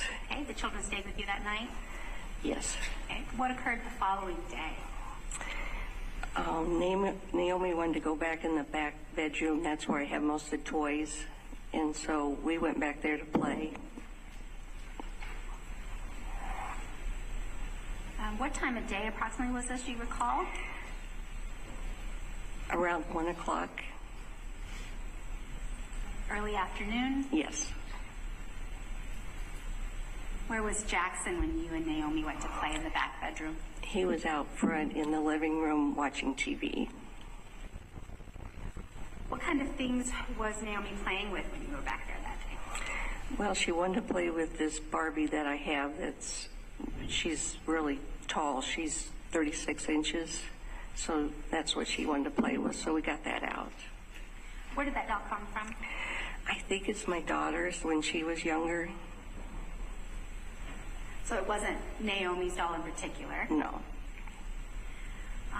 So when she brought out that doll, can you please tell the jury what you saw next? Well, the doll was naked, so we wanted to put on some different outfits. And she was just laying on the floor, the doll was, and we were in the process of putting on clothes. And did Naomi say anything to you during the process of playing with this doll and putting on her clothes? Yes, she said, where's her butt crack? And then she wanted to know where, do you want more? Yes. Then she wanted to know where her pussy was. And did she specifically ask you where is the doll's pussy? Yes. Did you respond to that? I said, where did you learn that word? And she said, that's what Jeff calls my vagina. Can you please describe Naomi's demeanor when she made that statement to you? Well, with the butt crack part, it was kind of funny. She was laughing. But then when it was the pussy part, then it was more serious. And after she told you that Jeffy calls her vagina that, what happened next? Well, then we decided to take a nap. So Naomi and I went up on the bed, and she took the doll with her. She wanted the doll to take a nap too. What did she do with the doll then when you started to get ready to lay down or take the doll with you to nap? Well, Naomi was near the feet of the doll, and she started licking the inner thighs of the doll and then moved up towards her private area of the doll, and she was licking. When you say she was licking, can you please describe to this jury exactly where on this doll she began to lick and then what she was doing when you asked her any questions, if you did? Well, she started at the knee, above the knees, and then just moved up, kind of from side to side, and then ended up at the private area. And so when you mentioned her thighs, what particular area of the doll was she licking? The inner thigh. And when you saw her licking the doll's vagina area, did you say anything to her? I asked her, where did you learn that, or where did you learn to do that? And she said, Jeff did that to me. Did she say anything else? Just shortly after, then she said, don't tell my mommy or she'll get in trouble. Can you please describe to this jury her demeanor at the time she made that statement? Was it any different than previous? She seemed concerned and worried. Objection, speculation, lack of personal knowledge. Response? Your Honor, I'd ask her to describe the child's demeanor, and that is what she is doing. The objections overruled. The witness has the ability to describe her observations, and that's what she did. But we have to continue with this. When you say she seemed concerned, what about her actual face or demeanor made you believe that? She wasn't laughing or smiling anymore. It was serious. And when she asked you not to tell her mommy she will get in trouble, did you respond at all? I just tried to reassure that her mommy wouldn't get in trouble. Did you ask her any questions about what you had just saw? No. What did you do after that? I believe we did take a little nap.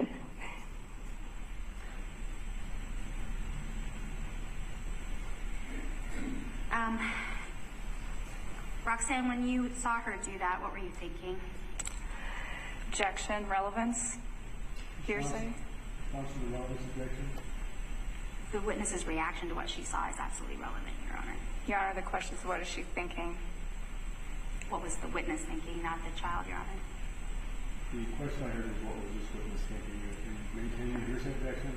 I retain the relevancy objection. I understand that, but do you maintain a hearsay objection? No, relevance. All right, so give me more on why this is relevant.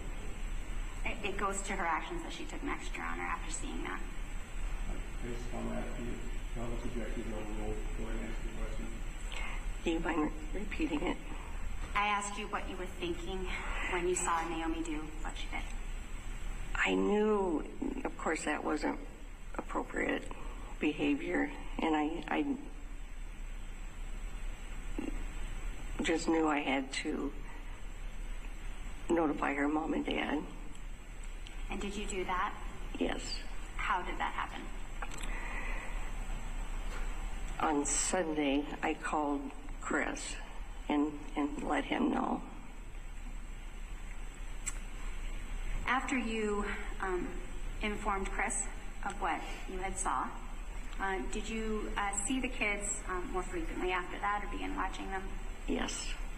How often would you care for them after that? It really varied, but I mean, sometimes 2 days in a row or maybe once a week. Okay. When was the next time that you had Naomi in your care? It would have been December 1st. And where were you at that time when you were watching her? I was at her home. Ms. White, I'm just going to jump in here real quickly. We're getting close to the noon hour. You find me a good spot to break in now or the next couple of minutes. I think we're going to do that. So I'll leave it up to you to find a spot. I have maybe 3 questions left, Your Honor. We could proceed, otherwise we could stop now. If you don't want to. May we approach? Yes.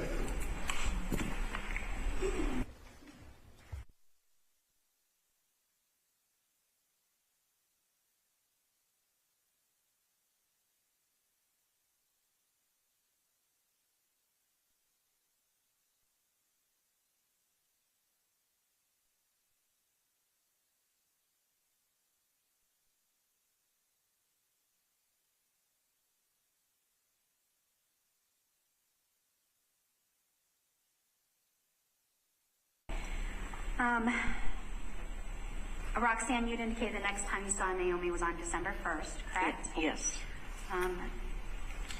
During that day, did she make another statement to you about what had occurred to her at daycare? Yes. What time of day was that approximately? It was right before her nap, so I'm thinking around 1 o'clock again, kind of in that ballpark. Can you explain the circumstances around what was happening at that time? Well, we'd gone into the bedroom to take a nap, but then she, I think, had to get up and use the restroom, so we were out in the hall. And did anything happen when you were out in the hallway? Yes. What occurred? She said, Jeff had me suck his penis. Juice came out, and it was gross. I'm not sure I heard you. What did she say came out? Juice. Did you ask her any questions about that? No. Can you describe her demeanor when she made that statement to you? She seemed upset. Objection, speculation, lack of personal knowledge. This witness can testify as to her observations and perceptions. The objection is overruled. You said she seemed upset. What is it about her demeanor that led you to believe she was upset? Oh, normally she's happy and smiling, but she was serious. There was no smiling or having fun or anything. It was something she just wanted me to know. Objection, speculation, lack of personal knowledge. The last part of that answer, the court agrees. The objection is sustained, but purely disregarded the last answer about what the child may or may not have wanted, but the remainder of the witness's testimony as to her observations is admissible. Ms. White, another question? Did you ask her any questions after she made that statement to you? No. Nothing further for this witness, Your Honor. We're going to break for lunch. Members of the jury, I'm going to have you turn your notepads upside down in your chairs or put them in your envelopes. Remember the admonition that we ended the day with yesterday. That applies. Anybody need you to repeat that to them. See no hands in the chairs. We'll have you back here ready to continue at 1:30. The jury is seated.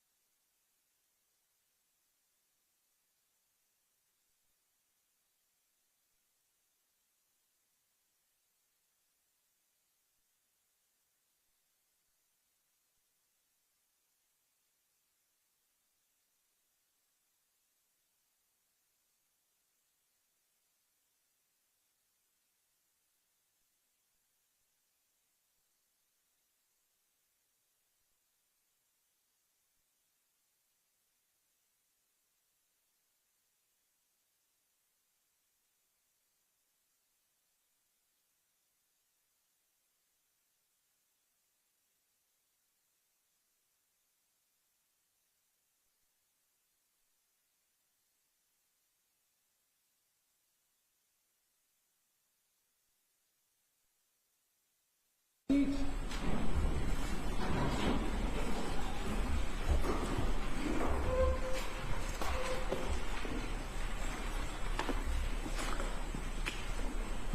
We are back on the record in case number FECR 133426. Mr. Dodds, the attorneys, and our jury are being present like before. Ladies and gentlemen, jury, welcome back after lunch. We're ready to continue with the cross-examination of our current witness, Ms. Story. Ms. Yeager, are you prepared to proceed? Yes, Your Honor. Please do. Thank you. Good afternoon, ma'am. Good afternoon. If I remember your testimony correctly, we were talking about 3 different days, correct? Yes. We're talking about November 19th, November 20th, and then December 1st of 2021. Is that right? Yes. Okay, let's start with November 19th of 2021. I think you told us that was the Friday for the sleepover. Is that right? Yes. Okay. So at that point in time, you had picked up the children, correct? Yes. And they're riding in your car. Yes. They're going to your house for a fun weekend with Grandma, right? Yes. All right. Naomi and Jackson were in the back seat playing a game, correct? I don't know if I'd call it playing a game. You told us that they were competing with each other of sorts with the words about the body parts and things of that nature, right? Yes. So they're playing a game to say bad words, say body part words, right? Yes. You told us some of the words that you heard: butt crack, and ass. Does that sound familiar? Yes. Okay. There were some other words too, correct? Yes. You also heard the word shit. Is that right? Yes. And after a couple minutes of this back and forth game between the kids, then they stop. They move on to the normal conversation. Is that right? Yes. You didn't see either of the children crying during that game that they were playing, did you? No. And neither one of them was hyperventilating, correct? No. Neither one of them was shaking or anything like that, right? No. All right, so then let's move to the next day on Saturday, November 20th, 2021. Okay. You with me? Yes. All right.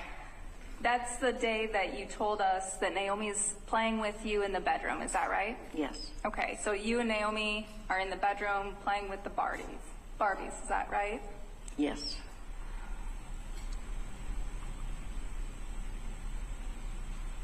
When Naomi asked you where Barbie's butt crack was, your impression was that she was laughing and joking around. Is that right? Yes.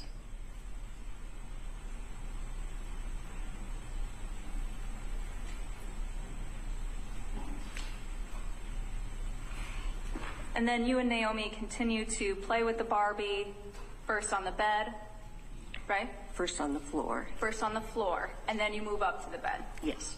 And at that point in time, you're going to start taking a nap, right? Yes. Or Naomi is, I should Yeah. say. Yes. And was it also your impression that you were serious that Naomi is to take a nap, but she might have thought that you were joking about play nap? Yes. Okay. She thought it was a game at that point, right? I still don't know if I'd call it a game. She just really didn't want to take a nap, but I knew she needed one. Well, she was pretending to put Barbie to sleep, right? Yes.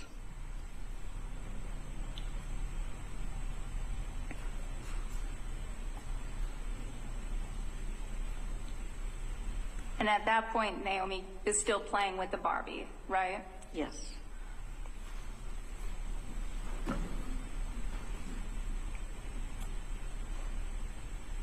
At that point in time, she's not crying, is she? No. She wasn't hyperventilating? No. She wasn't shaking? No. When Naomi made those statements to you on the 20th, she didn't give you a time frame that she was talking about, did she? No. You don't really know what time period Naomi was describing, correct? Correct. Then on December 1st, now you're at Naomi's house, is that right? Yes. Okay. And again, Naomi's getting ready for another nap, is that right? Yes. And she wasn't crying at that time either, correct? That's correct. In Naomi's statement to you on December 1st, she did not provide you a time frame that she was talking about, correct? Correct. So again, we don't know what time period that she's describing. Is that right? Yes. Prior to these dates, you were aware that Naomi and Jackson knew anatomical terms, right? Yes. So you had heard them say words like penis and vagina, correct? Yes. And those were terms that they were familiar with? Yes. They knew the meaning of those words? Yes.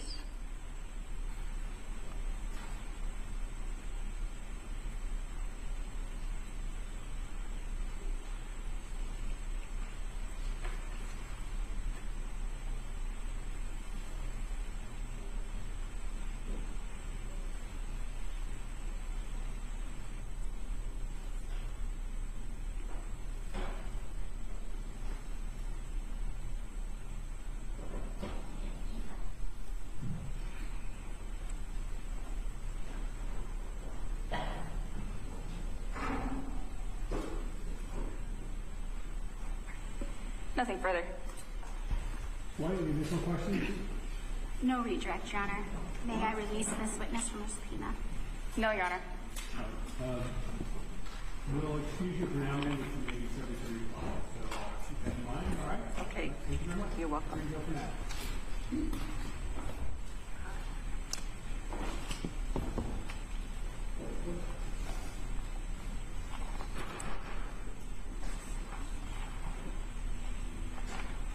Members of the jury, I just got you in here. I'm going to take a quick break to reconfigure the courtroom a little bit for our next witness. So we're going to be in a brief recess. The admonition still applies. Leave your notes, and we'll get back into here shortly. We'll probably have enough time to get a drink and use the restroom if we need to, but not much more than that. So we're going to be in a brief recess to very good speed. All right.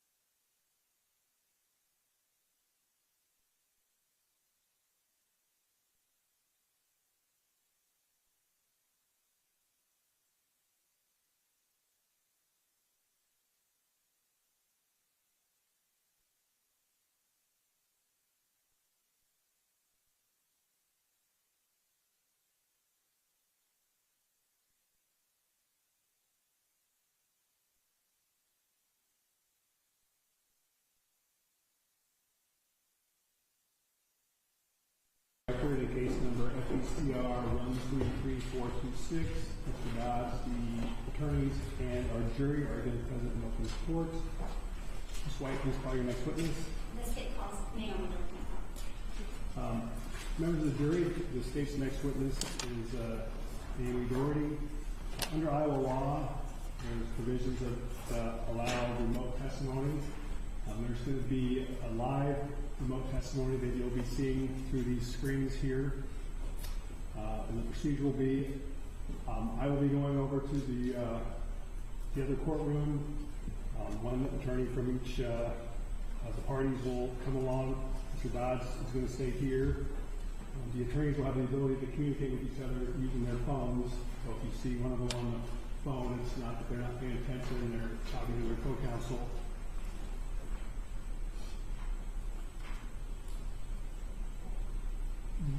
Court will stay in open session here, and I'll have Carly will stay with you folks. I'll have another court attendant over there in case we have any technical difficulties. Counsel, anything else before we split up? I do believe the court wanted to advise the jury who else will be in the room aside from the witness. They know who's going to be in there now, so we're good. The record's clear on that. Anything else? No. Spindle? No, Your Honor. All right. The record will reflect, well, I'm taking the court reporter with me too, so we're departing and we'll be back on the record here in a moment.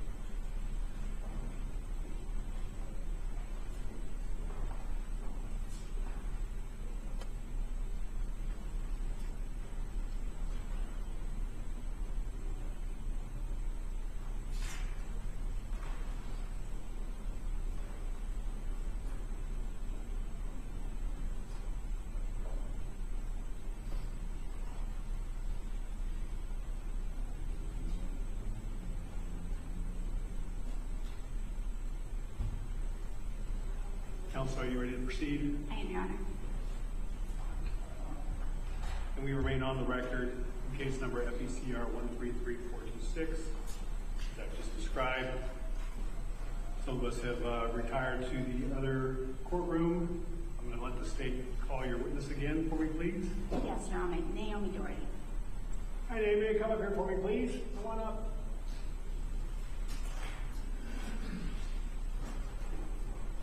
Please have a seat in that black chair right there for me. Can you pull that microphone down so it's in front of your face a little bit? Excellent. All right. All right, so Naomi, I want to let you know what's going on here. These people are going to be asking you some questions today. Some of those.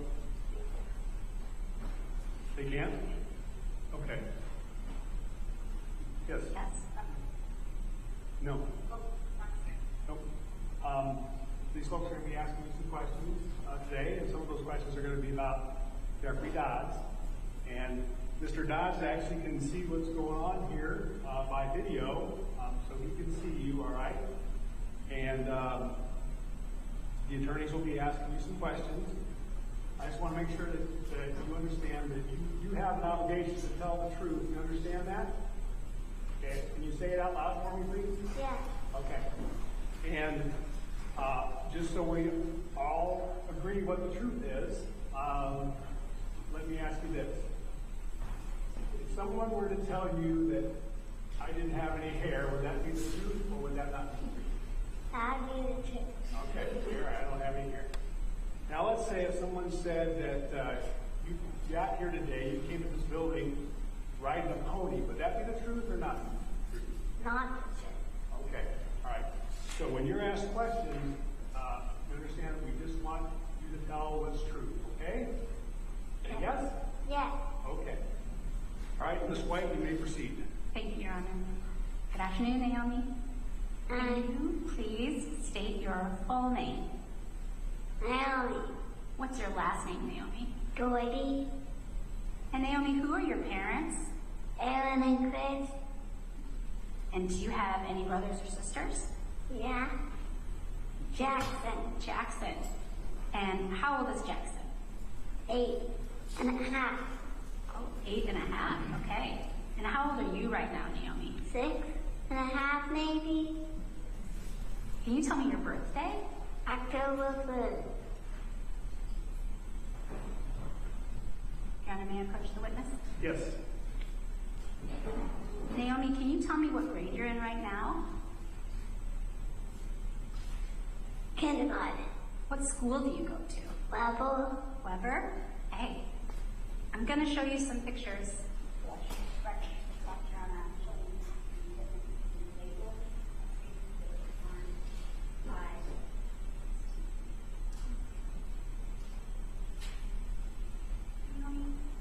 You know what's in that picture? Hands are out. It's just that. Just how. So when I ask you, do you know what that's in that picture? You know, right? Yes. Okay. Ms. White, so maybe I'm going to need you to use words, okay? I see you nod your head, but I need you to say yes if you mean yes and no if you mean no, okay? Say yes? All right, excellent. All right, go ahead and continue. I'm asking for another. You know what's in that picture? Yes. Yes. What is that? Just house. And what, did you ever go to Jeff's house ever? Yes. What was Jeff's house? It was a school. Did you go to that school? Yes. How old were you when you went to that school? Like 2 or 3 or 5. 2 to 5. Yes. This is now what's been labeled station 5. Do you recognize that picture? No. Okay. What about this, labeled station 16? Do you recognize anybody in that picture? Yes. That's Jeff in that picture?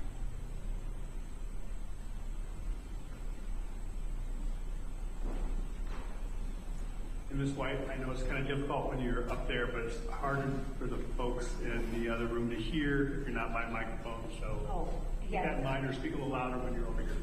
I will do that.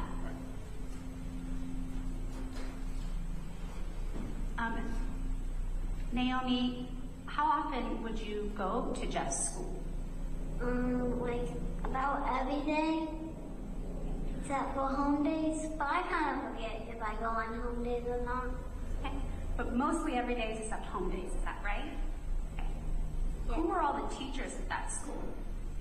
Jeff and Dale, and then Jeff's brother, I think, was there.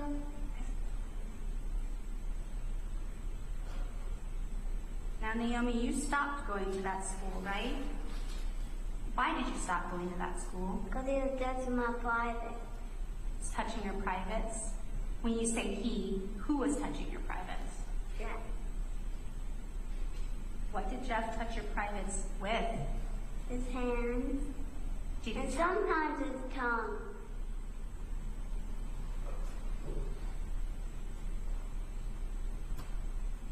He said his hands and sometimes his tongue. Did he ever touch your privates with anything other than his hand and tongue? I'm pretty sure not. I'm sorry, honey, one more time? I'm pretty sure no. I'm pretty sure no. Okay. Naomi, where was the other teachers when Jeff would do these things to you? They would just be like out somewhere. We would usually do it in the bathroom, and usually people wouldn't like be in there. So like we usually go in there. He would take you into the bathroom? What would happen when he would take you into the bathroom? He would touch my private. And when you say your private, Naomi, what are you talking about? What is your private? Well, sometimes you can pee and poop. Okay, so it's where you pee and poop? Do you have a word for that part of your body? Vagina and butt. Did he touch both your vagina and butt? Nah, she usually doesn't touch my butt.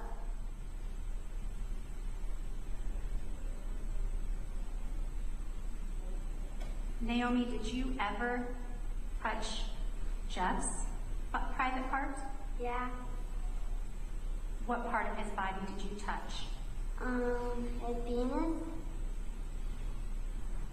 Can you tell me what part of your body touched his penis? I forgot. Can you tell me what would happen when you would touch his penis?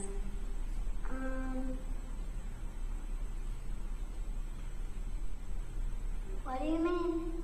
Did anything happen when you touched his penis? Not really. Do you remember if he said anything to you when he asked you or when you touched his penis? He said not to tell anyone, but I did tell someone.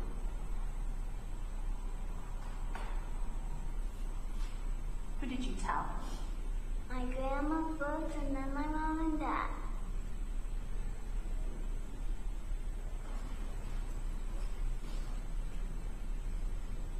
Naomi, how often would these things happen? Like about every day, you would do it like twice. Can you tell me, when you say twice, did they happen close in time, or what do you mean by twice? Like every hour you would do it once.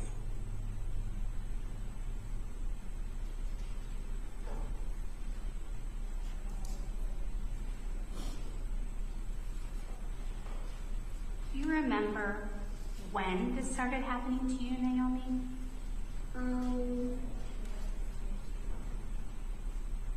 It started when I was first going there.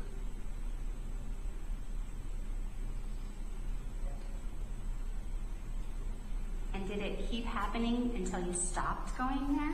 Objection, leading. Yeah. Rule of this, not a leading question. This was the answer will stand. You answered that question, Naomi, right? Can you answer it one more time? I didn't hear you, honey. What did you say again? I asked you if it kept happening until you stopped going to Jeff's house. Stopped going to that school. Yeah.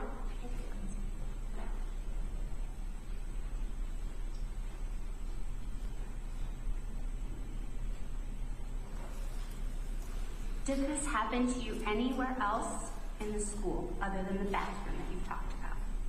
I'm pretty sure he did it upstairs in a bed. But someone was looking, so I don't know what he did.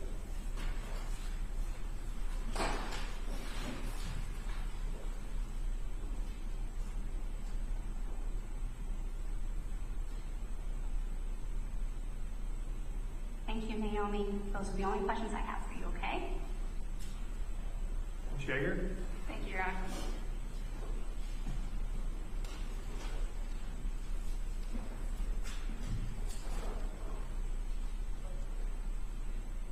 Yes, the Shager, stand by. Your Honor, I do need to grab an exhibit from the other room. Might this be a good time? Yes, go ahead.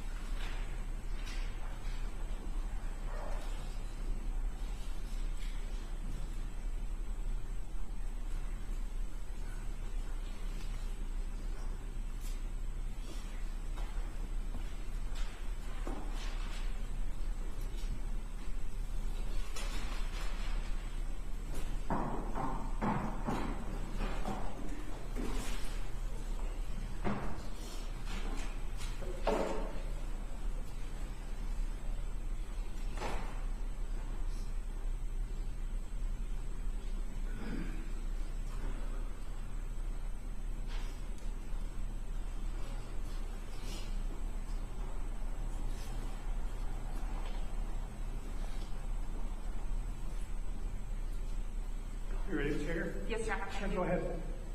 Hi, Naomi. How are you? Good. My name's Andrea. We haven't met before. It's nice to meet you. I meet you. Thank you. Can you tell me again how old you are? 6. 6. You're getting big, aren't you? Is that a yes? Yeah? Yes. Good. Are you in school now? Yes. Can you tell me again where you go to school? Weber. Weber? Do you like Yes. that school? What? Do you like that school? Yeah. What grade are you in? Kindergarten. What's your teacher's name? Miss Westig. One more time? Miss Westig. What's she like? I kind of know her because my friends,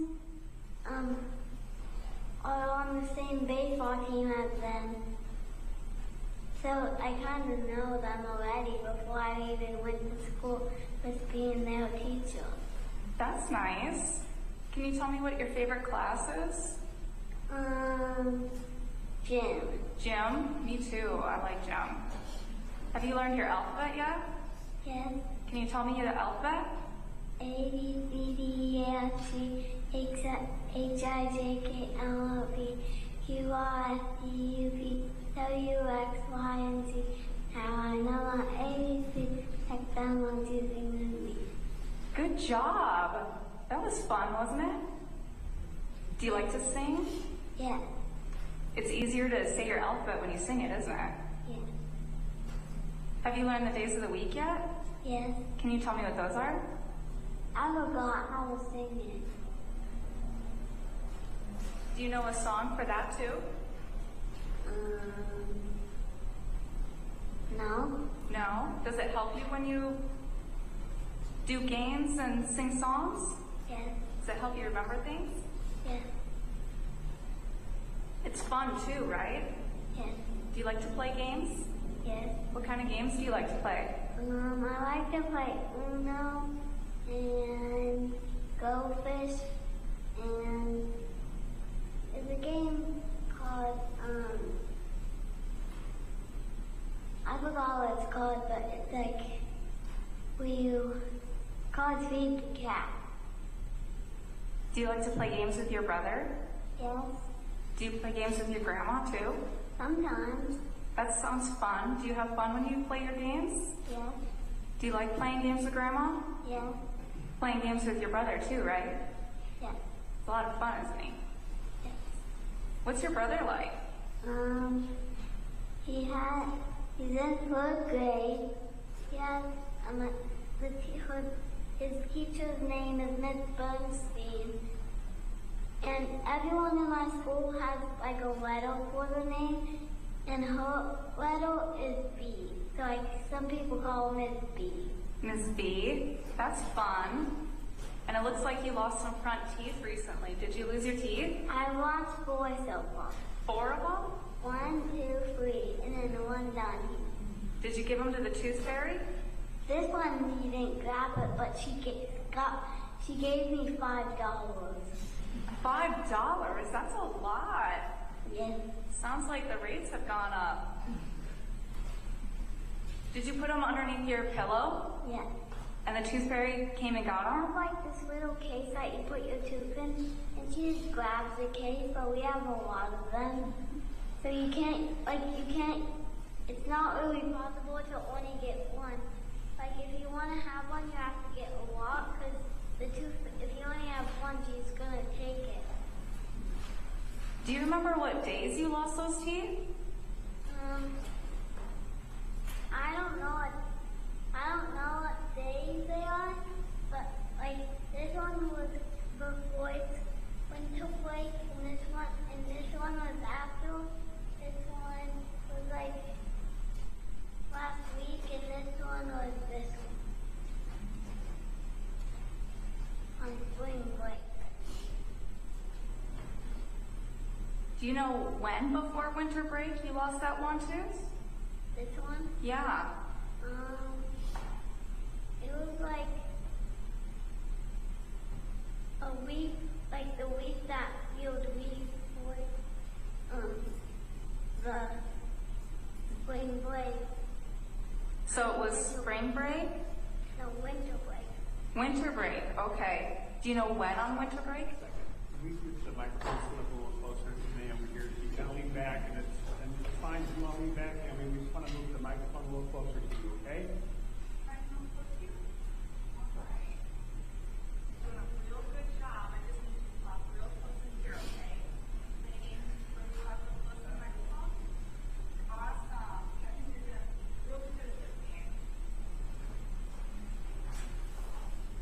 I'll play too from over here, okay? And we'll see which one of us does a better job. Yes. All right.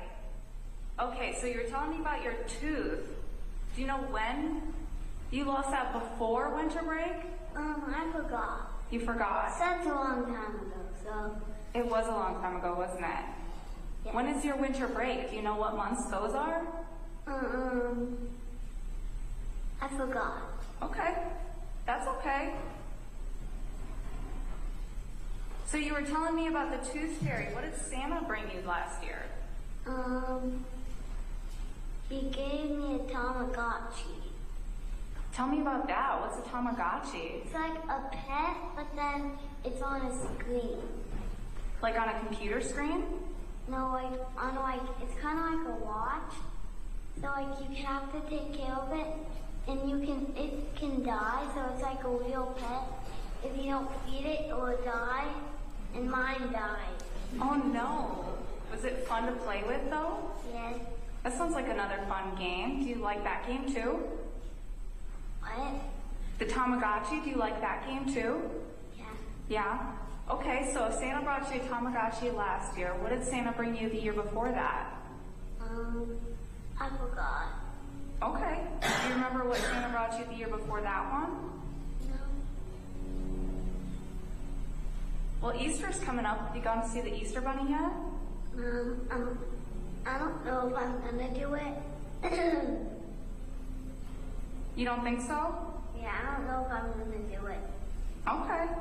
Does the Easter Bunny bring you presents too?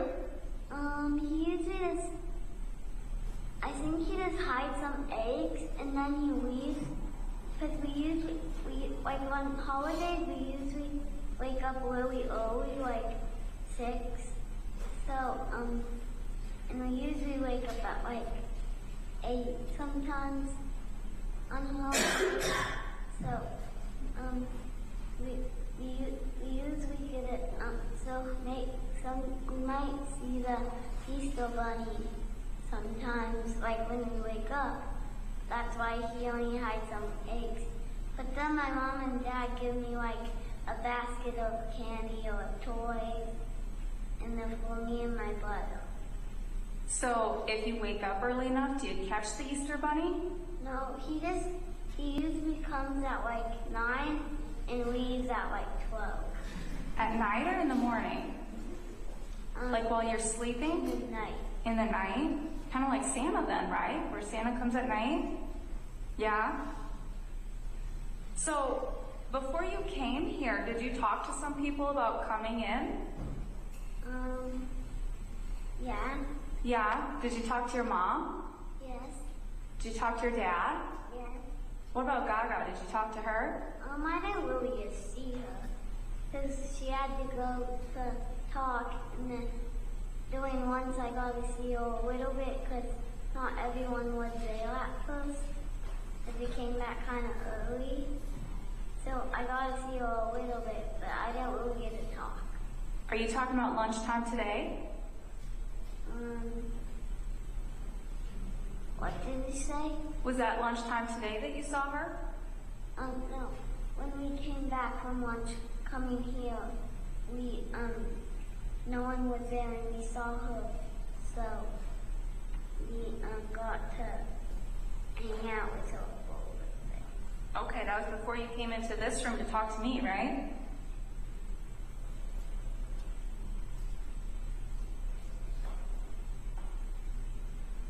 Now, I think you were talking earlier about Jeffy. You talked to some other people about Jeffy too, right? Yes. You talked to your mom, right? And you talked to your dad? Yes. And you talked to your grandma about Jeffy, right? Yes. And then you talked to your brother Jackson? I usually don't, but sometimes he wants to heal, but I don't let him. Sometimes he wants to hear about it? Yes. And then you talked to your teacher at daycare before that, right? Yes. And you talked to your neighbor Matt, didn't you? No. Did you talk to Matt on November 30th? Do you remember that day? No. No, don't remember? What about your grandpa, Papa? You talked to him, didn't you? I don't know. I might have, but I might have not. Okay. Do you remember a lady named Lacey? No. Did she come to your house? Do you remember? No. What about a lady named Katie Burrell? Do you remember Katie? Maybe. Do you remember going to talk to her at a fancy building? No.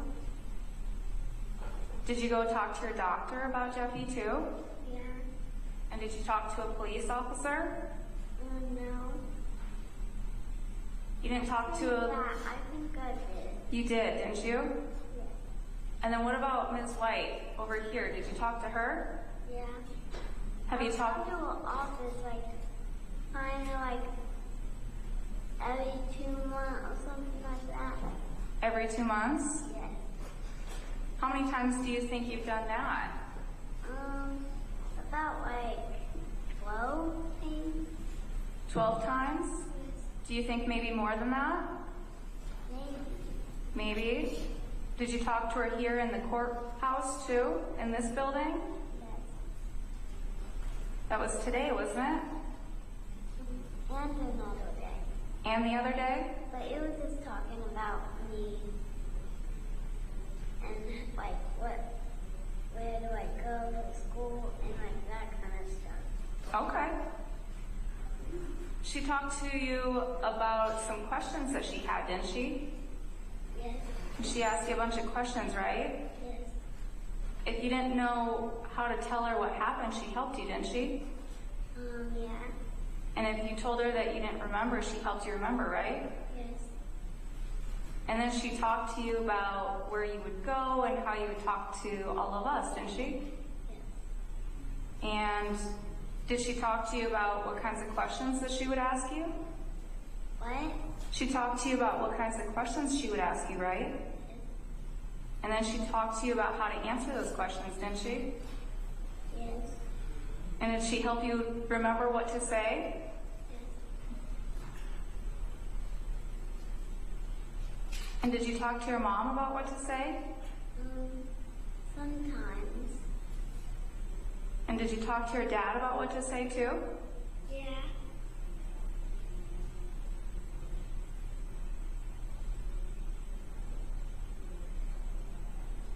Do you remember going to your grandma's house back in November of 2021? It was a long time ago. No. Do you remember riding in the car with Jackson and playing a game with him? No. No. Do you remember saying words like butt and butt crack with Jackson? Yeah. Yeah. That was a fun game, wasn't it? Yeah. Dad told me to stop though. Grandma told you to stop? Oh, my dad. Your dad did?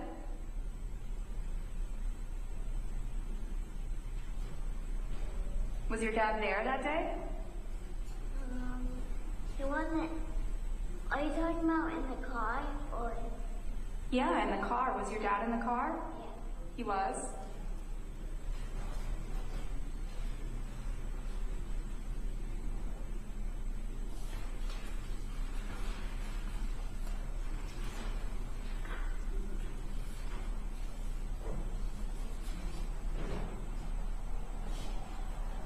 Do you remember playing with your grandma's Barbie the next day? That big one?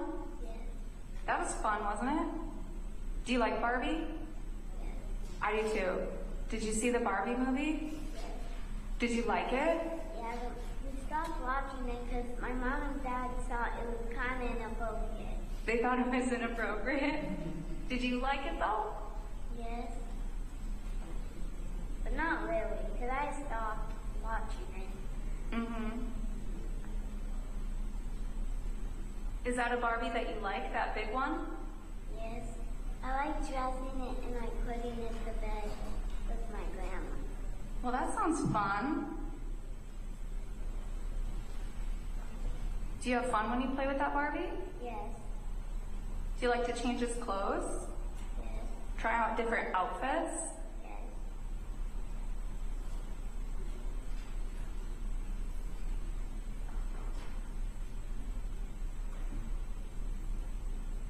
You were playing with that Barbie in Grandma's bedroom, right? Yes. And my mom and my dad and my aunt and my sister and my dad, it's kind of their room, but they don't live in it anymore. Or they don't sleep in it anymore. So it's kind of this for me and Jackson when we have a sleepover. Did you ask your grandma where Barbie's butt crack was? I don't remember. Don't remember? Do you remember laughing when you asked Grandma where Barbie's butt crack was? No. You don't remember that? Yeah, I don't remember that. Sounds like a fun joke though, doesn't it? Kind of. Did you think that was funny? I don't remember thinking it's funny, but maybe.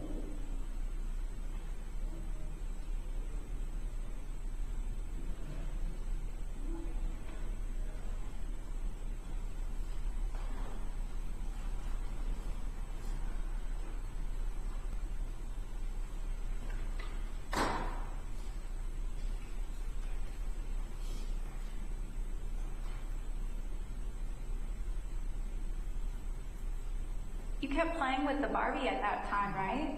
Yes. You and Grandma got to continue your game, didn't you? Yes. And then you and Grandma got to pretend to nap, right? Yes. Was that fun? Yes. And she loved napping, so she napped with us. I like to nap too. That does sound like fun. I don't like napping. You don't? I bet you will when you get older though. Maybe when you get to 7, then you'll like to nap. Well, I'm 6.5, so maybe not when I'm 7.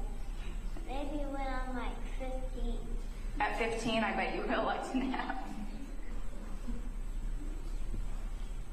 When you were playing the nap game, did you have the Barbie with you still? Yes. And did you pretend to put Barbie to sleep so that she could nap too? Yes. That was fun, wasn't it? Yes. But the only thing that wasn't too cool is her thumb. Like, it kept getting in the way when I tried to put on the jammy.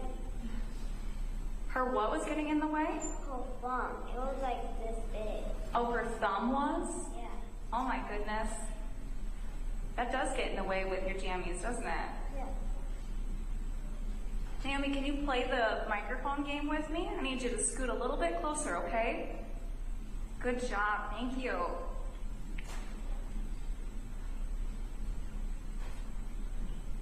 Do you remember licking the Barbie? No. Was that be part of your game too?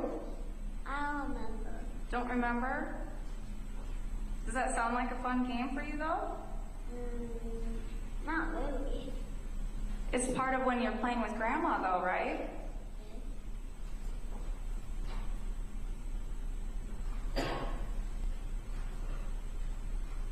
Was Grandma asking you questions during that game? About what? Well, did she ask you where you learned some of these words? No. Did she ask you where you learned pussy? Do you remember that question? I don't remember. Do you remember when she asked you where you learned to lick Barbie? I would object, Your Honor. These questions have been asked and answered. The witness indicated she does not recall this conversation or that interaction. I'm going to overrule this objection, but it's perfectly fine to repeat answers and follow-up questions, but we're not going to ask the same question over and over. I'm going to let you ask this question again, but the objection is overruled. Go ahead. Did Grandma ask you where you learned to lick Barbie?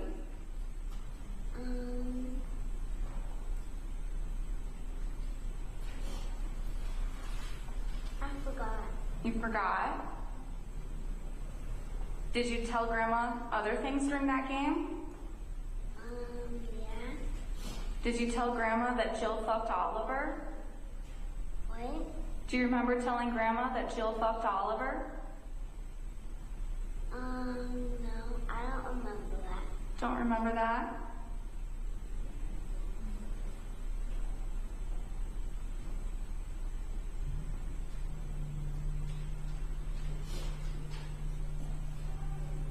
After your sleepover weekend with Grandma, you went back home to your house, right? Yes. Do you remember reading a book with your mom a couple nights later? Yes. That's fun too, isn't it? Yes. Do you like reading books with your mom? Yes. Does she normally read to you at bedtime? We usually just watch a book on her phone. You watch a book on her phone? Yes.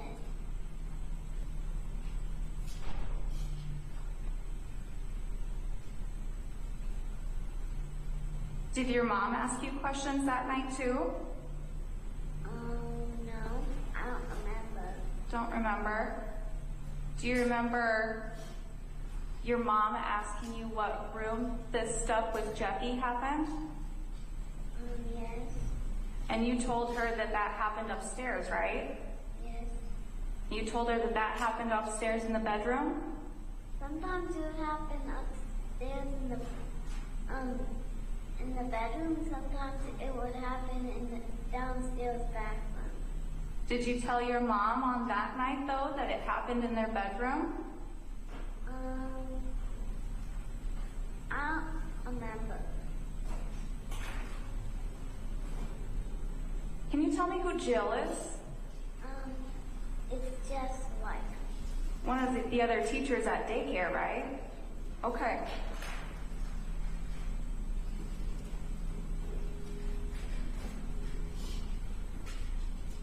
Do you remember going to talk to that lady, Katie Burrell, that we talked about? no. Do you remember going to the building and sitting on the couch? It was a purple couch.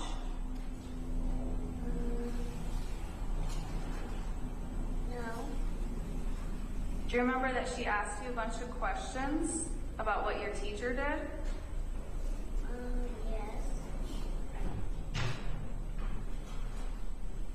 Can you tell me who Oliver is? It's my best friend. Your best friend. That went to Jill and Jess. Okay.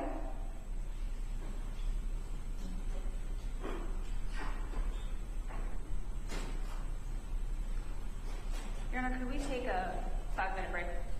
Let's take longer than 5. I think let's take a 15-minute break, and then we'll go back into the other room and excuse the jury. Everyone pass will be in recess for 15 minutes.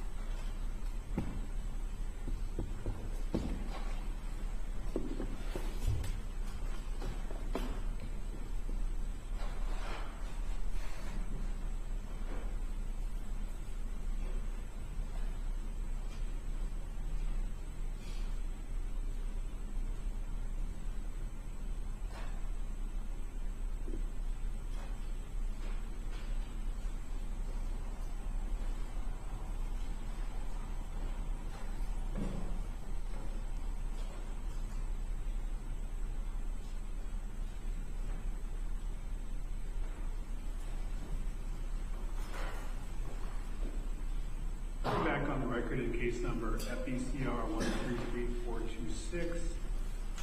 I've confirmed that our jury has returned to the courtroom.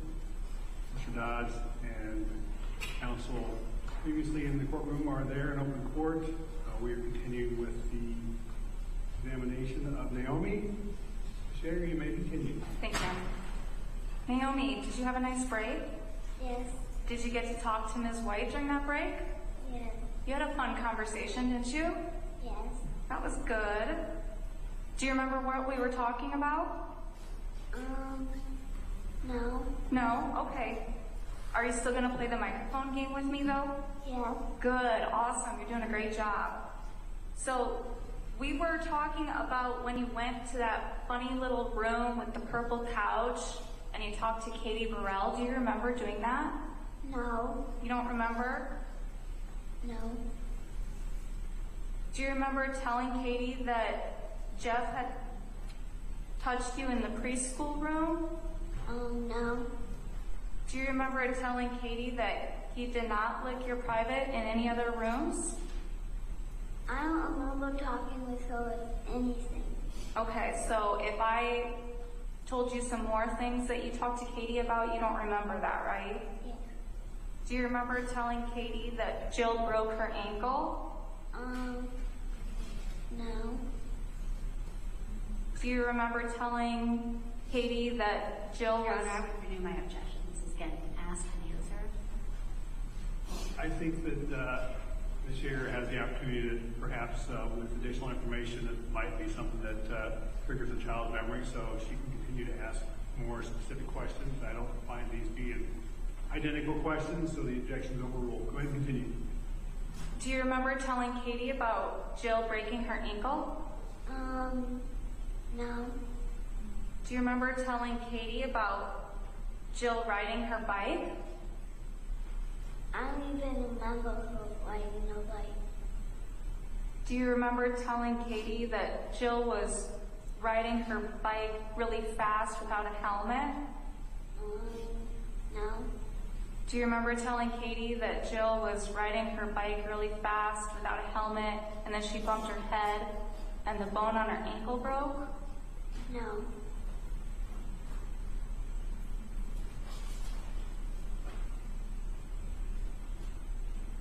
Do you remember telling Katie that the clothes when Jeff licked you were the same clothes that you were wearing that day? No. Do you remember telling Katie that the clothes were on your legs at that time? No.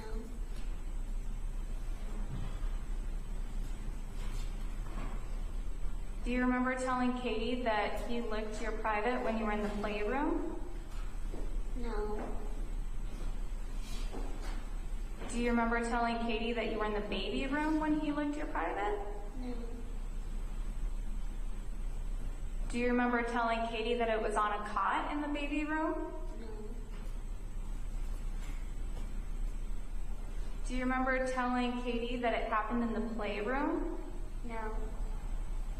Do you remember telling Katie that it did not happen anywhere other than the playroom?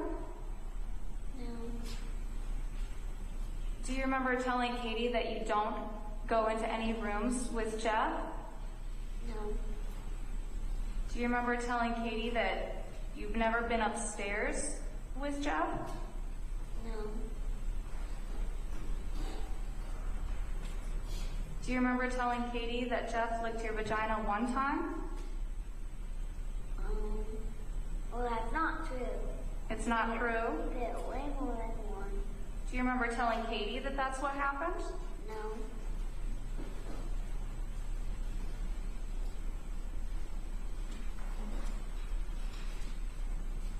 Do you remember telling Katie that Jeff had not touched your vagina with anything other than his tongue? No. Do you remember telling Katie that nothing happened to your butt? No. Do you remember drawing pictures with Katie? No. Do you remember having markers there and drawing a picture? No. Do you remember telling Katie that Jeff's penis was orange? No. May I approach, Your Honor? Yes.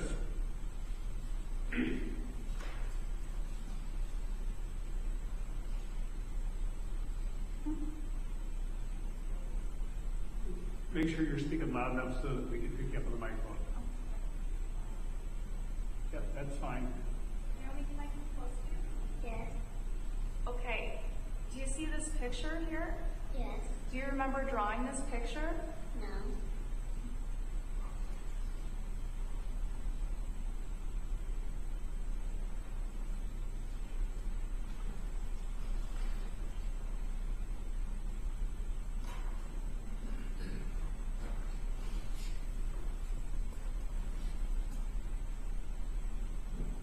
Do you remember telling Katie that no one wanted you to touch a private? No.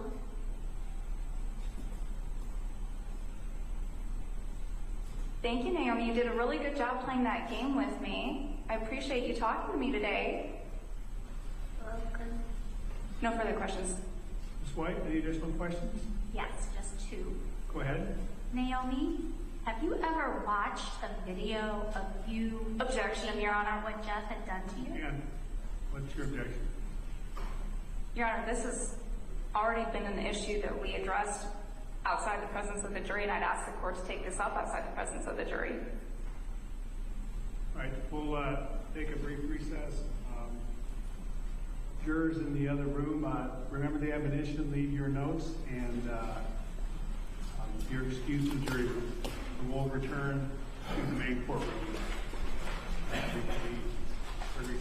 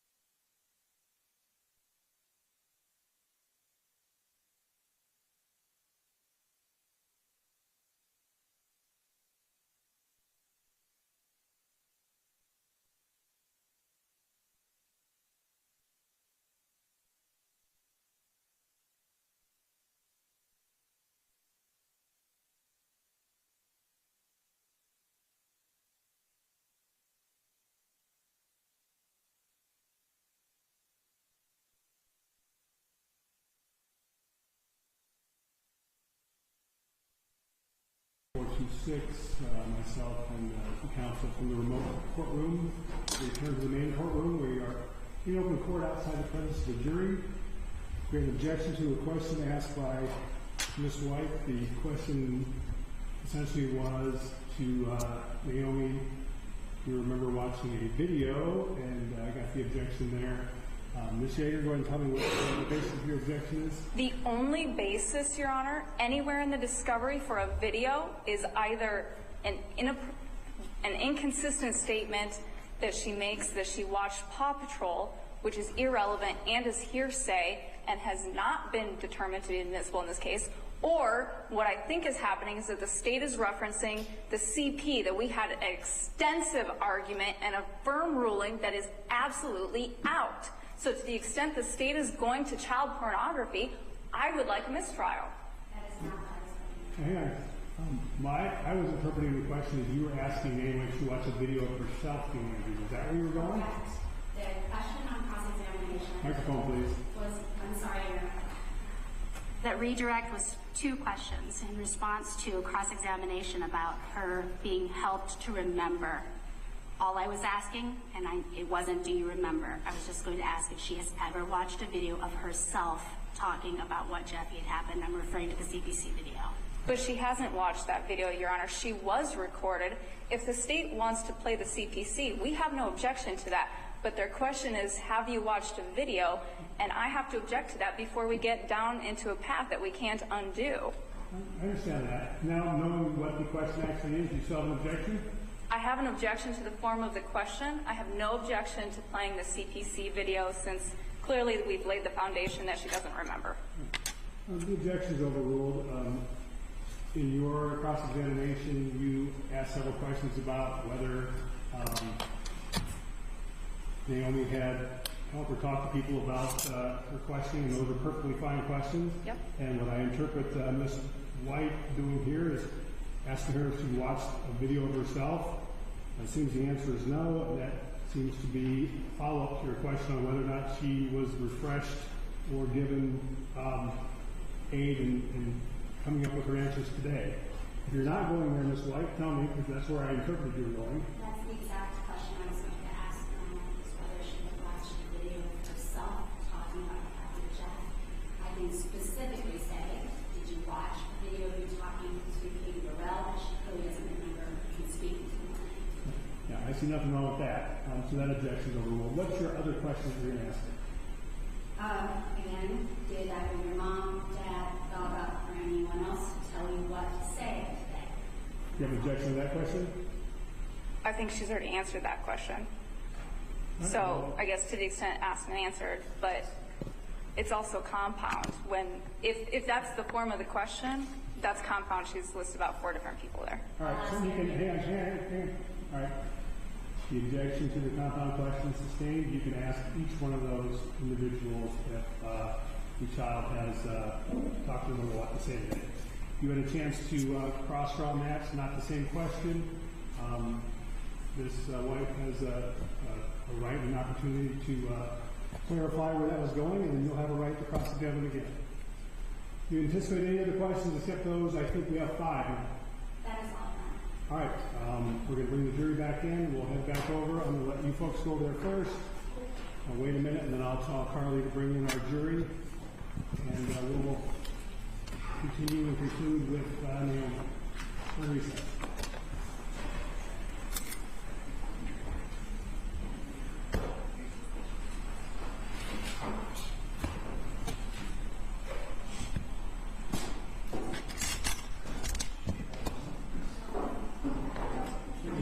Just so you know, when you're walking by out there, that sometimes the jury room's closed, so if you're talking in the hall, we don't have great space here, so just be careful what you're talking about. Okay, thank you. No, I just noticed the door was closed or open.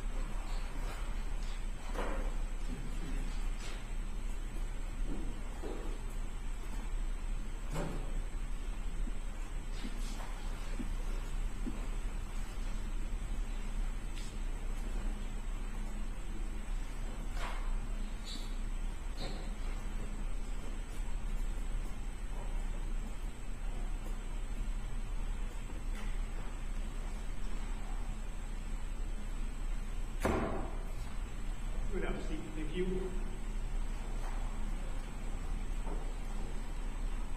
We're back on the record in case number FPCR 133426.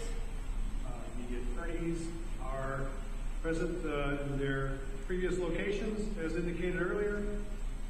Our jury is back in open court. The objection to the state's question is overruled. Ms. White, go ahead and ask your question, please. Thank you, Your Honor. Naomi, What? I had asked you if you've ever watched a video of you talking about what Jeff did to you. I'm not looking. Okay. Did your mom ever tell you what to say today? Yeah. What did she tell you? She said if you don't know, say you don't know, and if you know it but you still don't know, if you still don't want to say it, just say yes, even though you don't want to say it, and say no if you don't know. Okay. Did your daddy ever tell you what to say? I don't remember. Did your Gaga ever tell you what to say? No.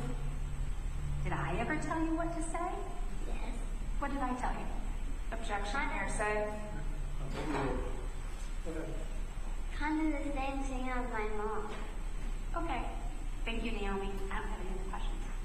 Any additional cross-examination?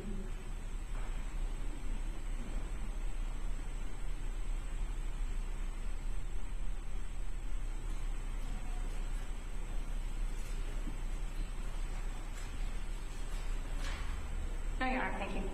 All right. And Naomi, you are dismissed. Thank you very much. Please.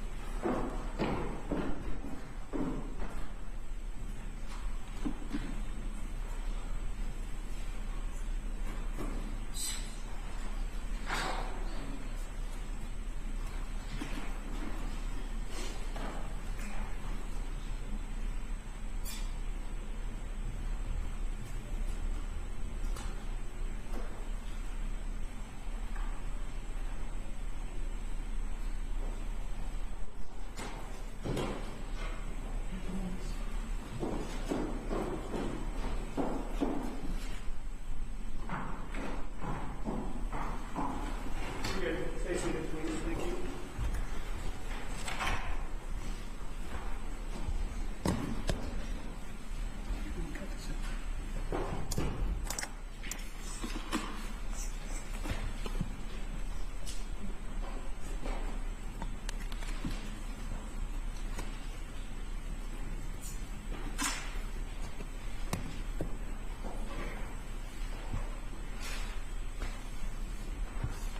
The record should reflect that Ms. Weiss, Ms. Avery, and myself have returned to the main courtroom.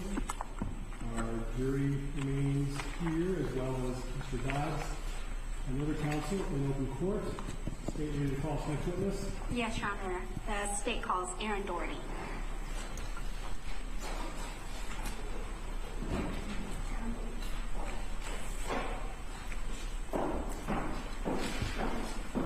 I know, come up here for me, please. Stay standing, I'll put you under oath and we'll have you take your seat. You raise your right hand, for me, please. You swear or affirm the testimony about giving the truth. I do. All right, go ahead, seat, please. ask you to be conscious of the microphone there. Try to speak loudly so we can all hear you. Okay. Go ahead.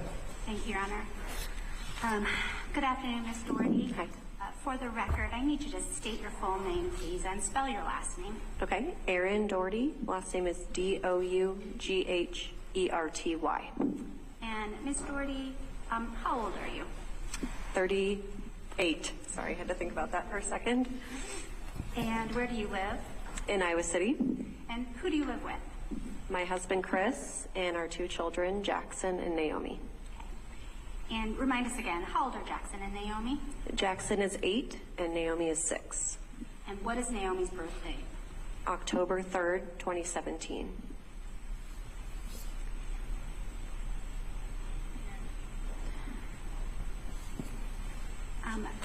And Erin, what do you do for a living?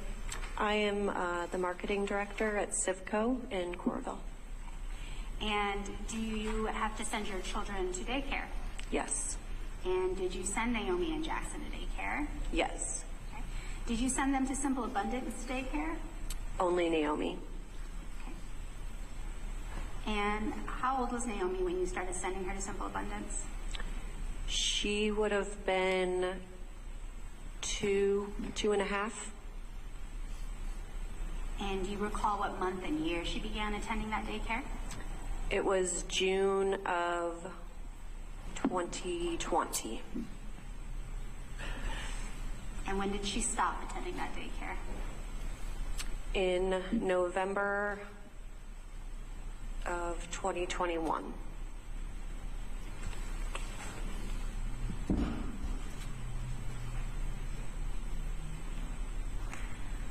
Was there a time when she was at Simple Abundance when you became aware that her primary care provider there would be changing? Yes. Can you tell me about when that occurred? We found out, I believe it was May 2021, that Jill would be undergoing knee surgery and would be, I guess, out of commission for a few weeks. And what was your understanding of who would be taking primary care of the children at that time? That Jeff would be the primary caregiver. And did Naomi continue to go to Simple Abundance during that time period? Yes.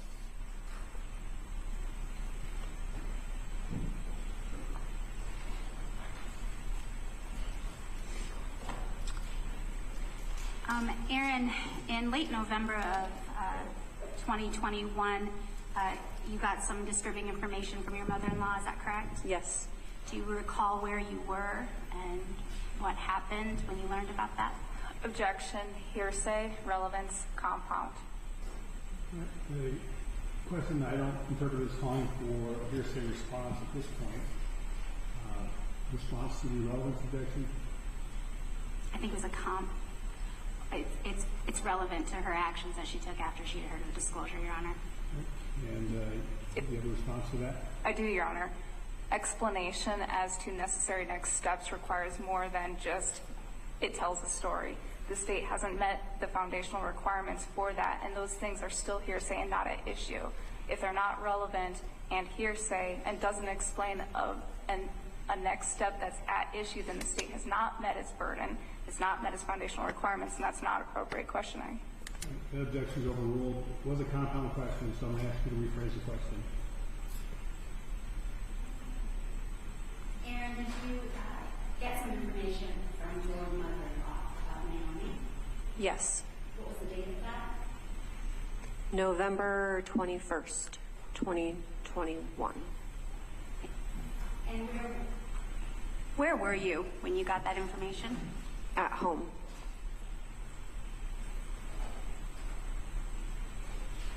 And how did you receive that information? From my husband. How did Roxanne tell your husband? Was she at your home at that time? Objection assumes facts not in evidence and calls for hearsay. Again, hearsay objection is overruled. It doesn't call for hearsay. Could have a personal knowledge issue here, so I'm going to sustaining the objection based upon, doesn't appear the way you asked the question, is certainly with that personal knowledge of what you're asking, but if you have foundation for that, you're free to get there. Ask another question, please. Aaron, did your husband come talk to you? Yes. And what was he doing just prior to talking to you? Objection lacks personal knowledge. We don't know that at this point. I'll let the witness answer the question, and then we'll have a full opportunity to cross-examine her on this point. Do you know the answer to that question? Can you repeat the question? You were at home with your husband, correct? Yes. Just prior to talking to you, did you see or know where he was in the house or what he was doing? He was speaking to his mother on the phone. After talking to your husband, what did you do about the information that you'd received? I first Googled what to do and got a link or a phone number for a rape victim advocacy phone number. So I called that first and was advised to call DHS. And so that was my second call. And did you at some point in time make a call to law enforcement? No.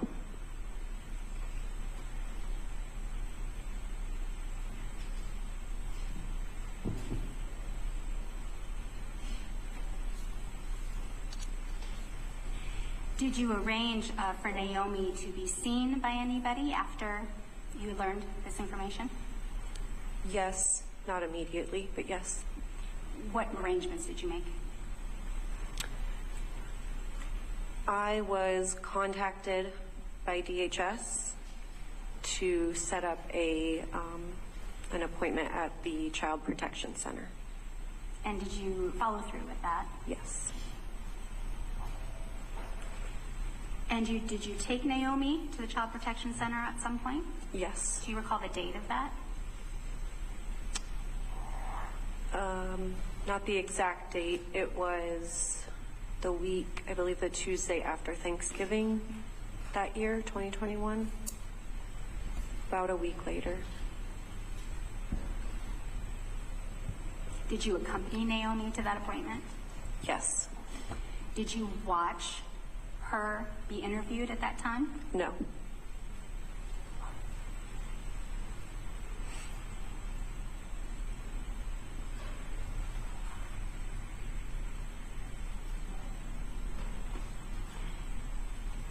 Aaron, when you sent Naomi to the Dodds daycare in June of 2020, was she potty trained at that time? Yes.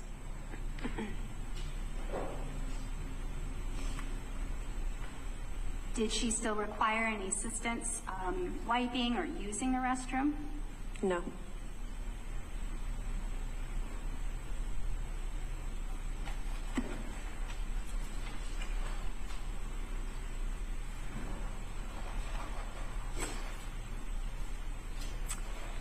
Did the Dodds ever complain to you, or did you have any concerns brought to your attention about Naomi touching her genitals or having any concerns with her genital area while she was there? Objection, hearsay, compound. The question wasn't called for a hearsay response at this point in time. The compound objection is sustained. What was your other basis? Those are the two. So the hearsay objection is overruled. Please avoid asking compound questions. Well, Your Honor. Start again. Aaron, did you ever receive any complaints from the Dodds about Naomi touching her vaginal area? Objection, hearsay. The objection is overruled. You can The answer. question does not call for a hearsay response. Your Honor, if I could be heard on this. We're going to take a break here. Members of the jury, examination of these notes, and we'll be recessed for about 10 minutes.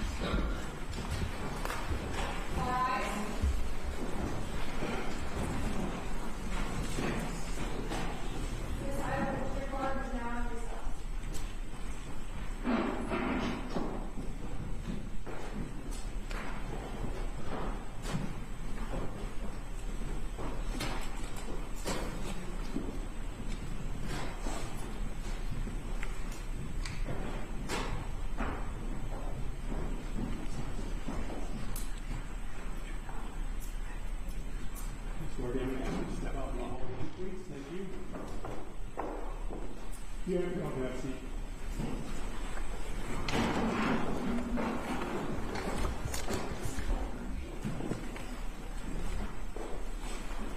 Hearing on the record outside the presence of the jury, Mr. Dodds and the attorneys remain in open court.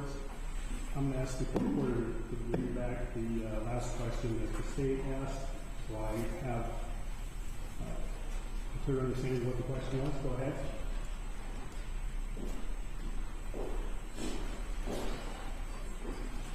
Sharon, did you ever receive any complaints from the Dodds about Naomi touching her vaginal area?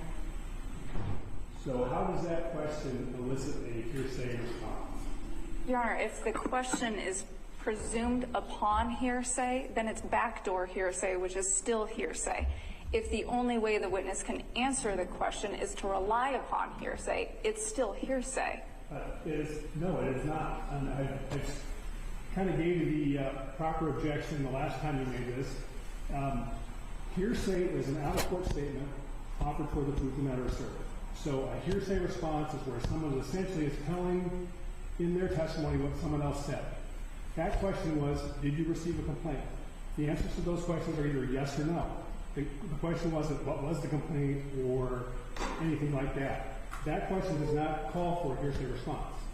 If you're making a basis of knowledge objection or no personal knowledge, which is actually, I think, the objection you're trying to make sometimes when you keep making these hearsay objections, that doesn't apply either, because this witness would have personal knowledge of whether or not she received a complaint from the daycare folks. That was the question. She knows whether or not she received that complaint. So I don't see how that question is objectionable either as hearsay or personal knowledge. So is there some other basis for your objection? Your Honor, State v. Halfill, HALFHILL, 2021, Iowa App Lexus 265. It's an Iowa Court of Appeals case from 2021. A backdoor hearsay issue occurs when the question and answer does not produce hearsay in the classic or textbook sense, but the questioning was nevertheless designed to circumvent the hearsay rule and present the jury with information from unsworn out-of-court sources.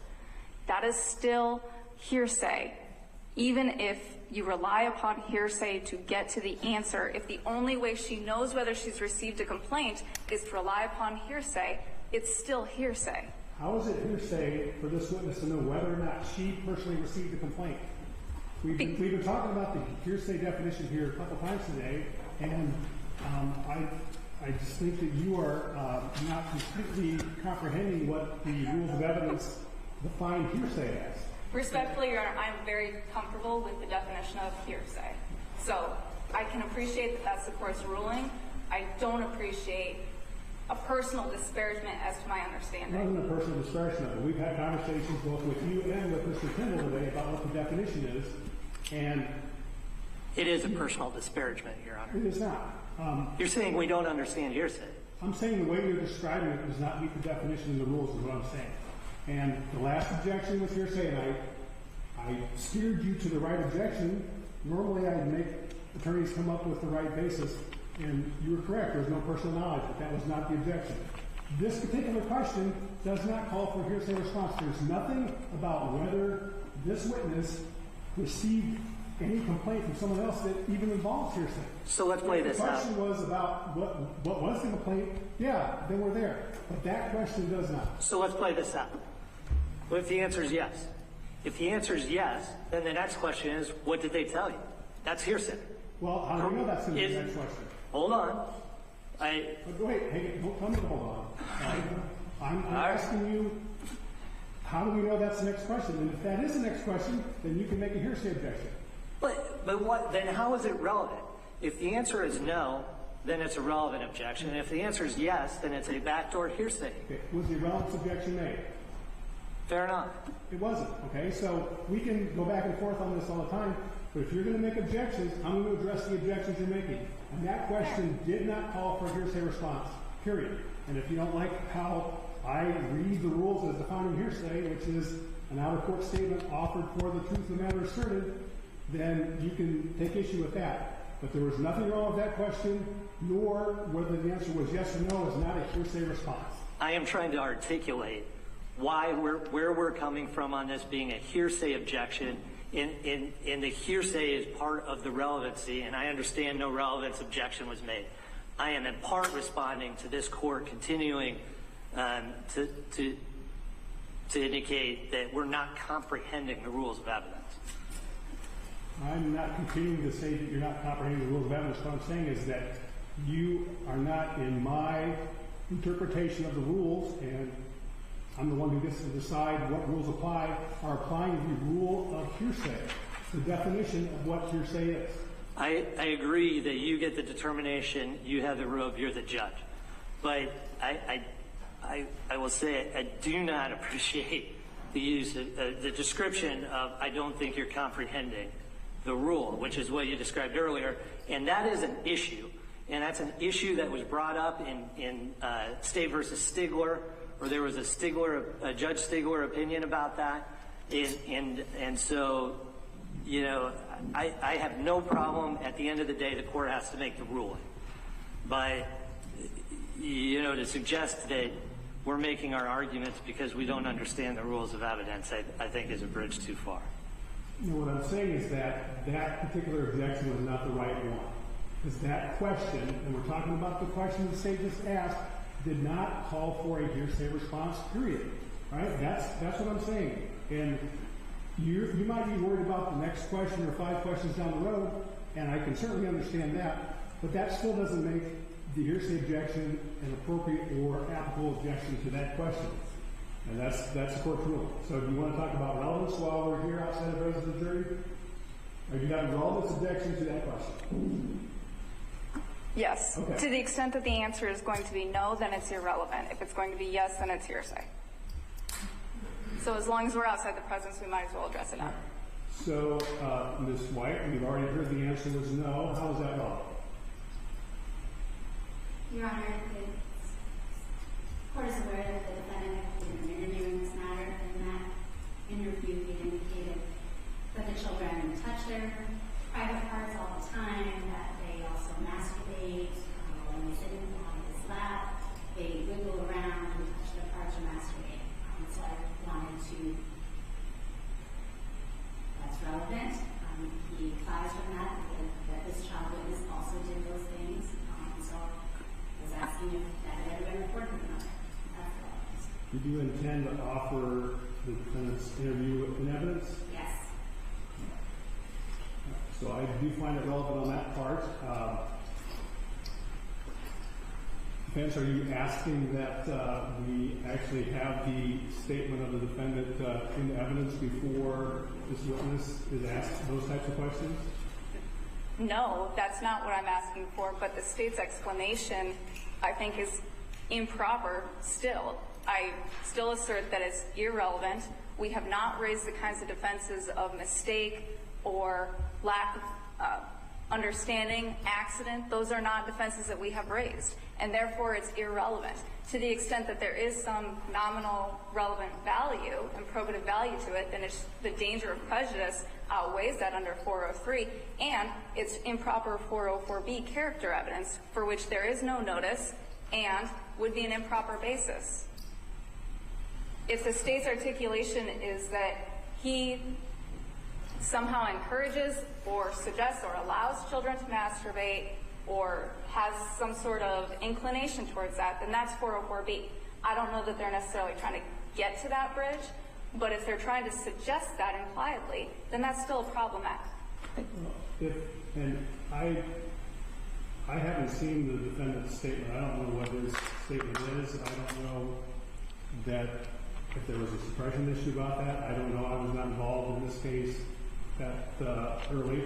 I don't know what his statement is. I haven't seen it. I haven't heard it. I don't have any knowledge other than he apparently gave a statement to law enforcement. So, but if he did say he's law enforcement, and he says those things in there, and that's going to get played, then it's going to be part of the evidence unless, and he didn't make a eliminating motion regarding the contents of his statement. So if it's in there, and I don't know, maybe No. What Ms. White's telling me is wrong and those assertions aren't in there. But if they are, it's coming in. We agree that his statements offered by the state are properly admissible as party opponent statements. Fine with that. But to the extent that the state is trying to negate a defense that we haven't raised, then it's irrelevant. I think, And it doesn't go to an element of the offense. I think the issue, okay. Again, maybe I need to see this statement, watch it. But if he indicates those things in his conversation with law enforcement or whoever did the interview, and he says those things, whether or not you were relying on that as a defense, he said it and it's going to be out there and the state has an opportunity and a right to address that. Well, I think that... And make all reasonable arguments, inferences from what he may have said. Sure, I think maybe part of this, and I understand the court's last statement, so I'm responding but with that understanding. The way it was talked about in that interview was that those behaviors were normal, that they were normal for children of that age to do those things. And so I don't understand if in the context of those being normal behaviors for the children of that age group, I don't know why it's relevant that they wouldn't report that. Why would daycare providers report normal behavior? That's, I think, and the question and the implication is that it was wrong for them not to report it. So I think that's where the miscommunication lies. I respect the court's discussion about they're free to raise implications from the evidence, or I'm not sure quite how you phrased it, but I think that's where the issue lies here. Again, I'm at a slight disadvantage because I don't know what the defendant said or did not say in this interview. I don't know who the statements about this being normal behavior for kids of that age is attributable to, whether the defendant said it, whether the interviewer said it as part of their questioning, whether you got an expert who said it. I don't know any of that, right? But at this point, if those types of things are discussed in the defendant's statement that is coming in as evidence, the state has a right to ask this witness, who's the parent, whether or not those things were reported. Is the issue with the phrasing of complaint versus report? I believe the question was complaint, but maybe is that a problem? Well, I don't know that I intellectually could say that the use of the term complaint was what triggered me, but subconsciously I think the court may have put its finger on it, that there's something different qualitatively about complaint than report. Well, the objection's overruled. The question and answer was already given, and so my choices are we can just proceed, or I can let Ms. White ask the question again, but not use the word complaint. I correctly use the word report or something that has a less negative connotation, because complaint does seem to have a negative connotation. But I'll let you decide if you really want that question re-asked, or do you might just let it stand or you do not? I guess I would like, is the court suggesting that if it's re-asked, it would be re-asked using the phrase report as opposed to, then I think yes is the answer. All right.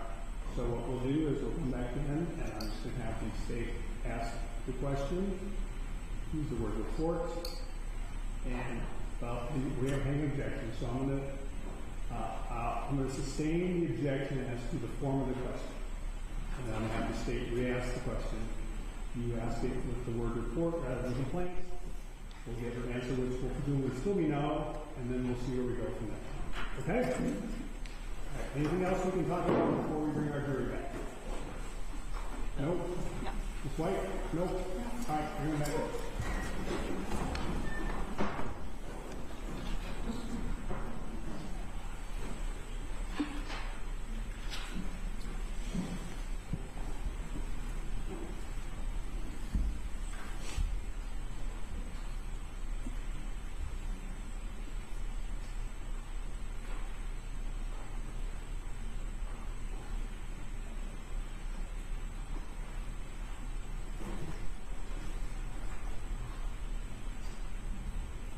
You can bring her that witness back in too. Just try and bring her back in for me, thanks.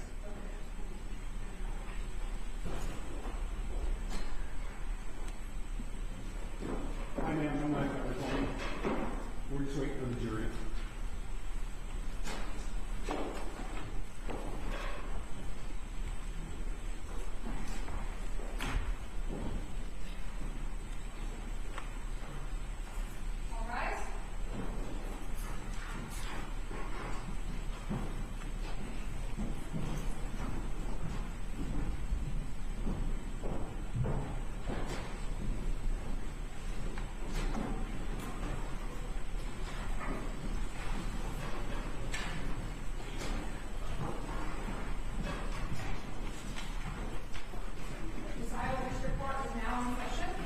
a seat.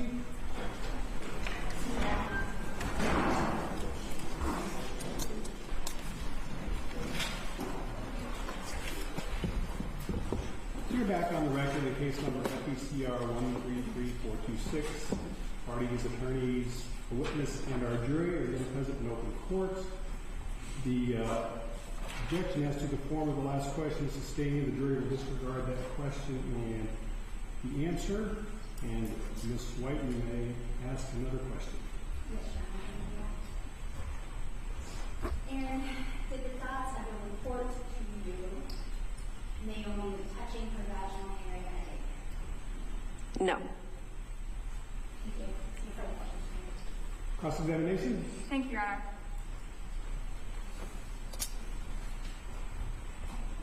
Good afternoon, ma'am.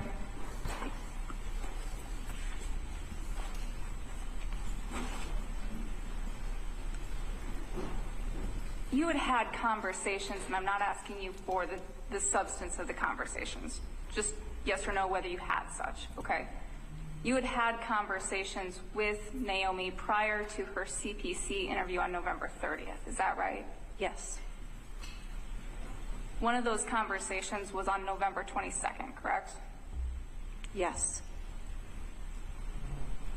And a portion of that conversation you had recorded on your phone, correct? Yes. And you've reviewed that prior to today, yes? Yes. And that recording was complete and accurate in its entirety as you had provided it to the state, is that right? Yes. May I approach, Your Honor? Yes.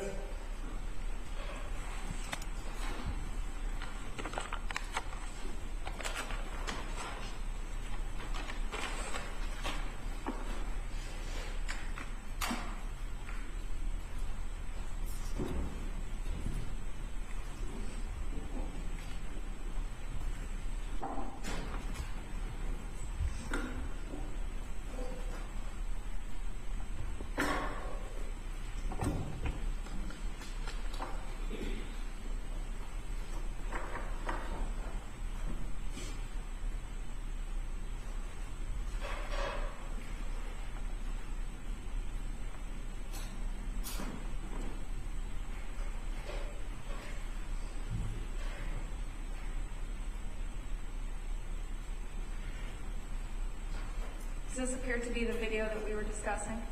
Yes. And I'm just scrolling through here. Is that the complete video that you've described for me? Yes.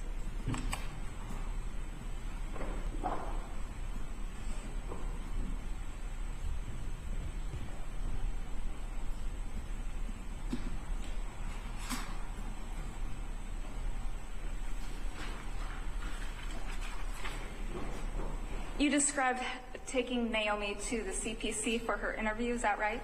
Yes. And that was November 30th of 2021, correct? I believe so, yes. And there was just the one CPC interview, is that right? Correct.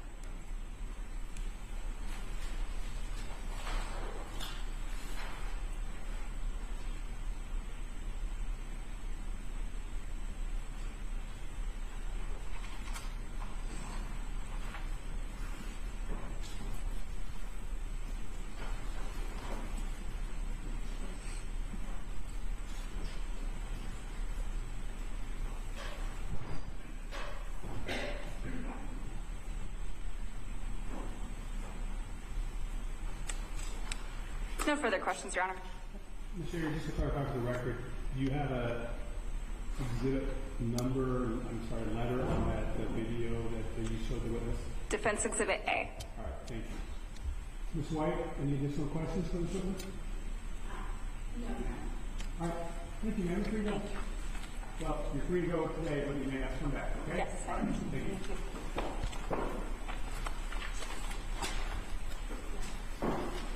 All right, you have another witness ready? Ms. Thompson? Yes, Your Honor. The state calls Chris Daugherty.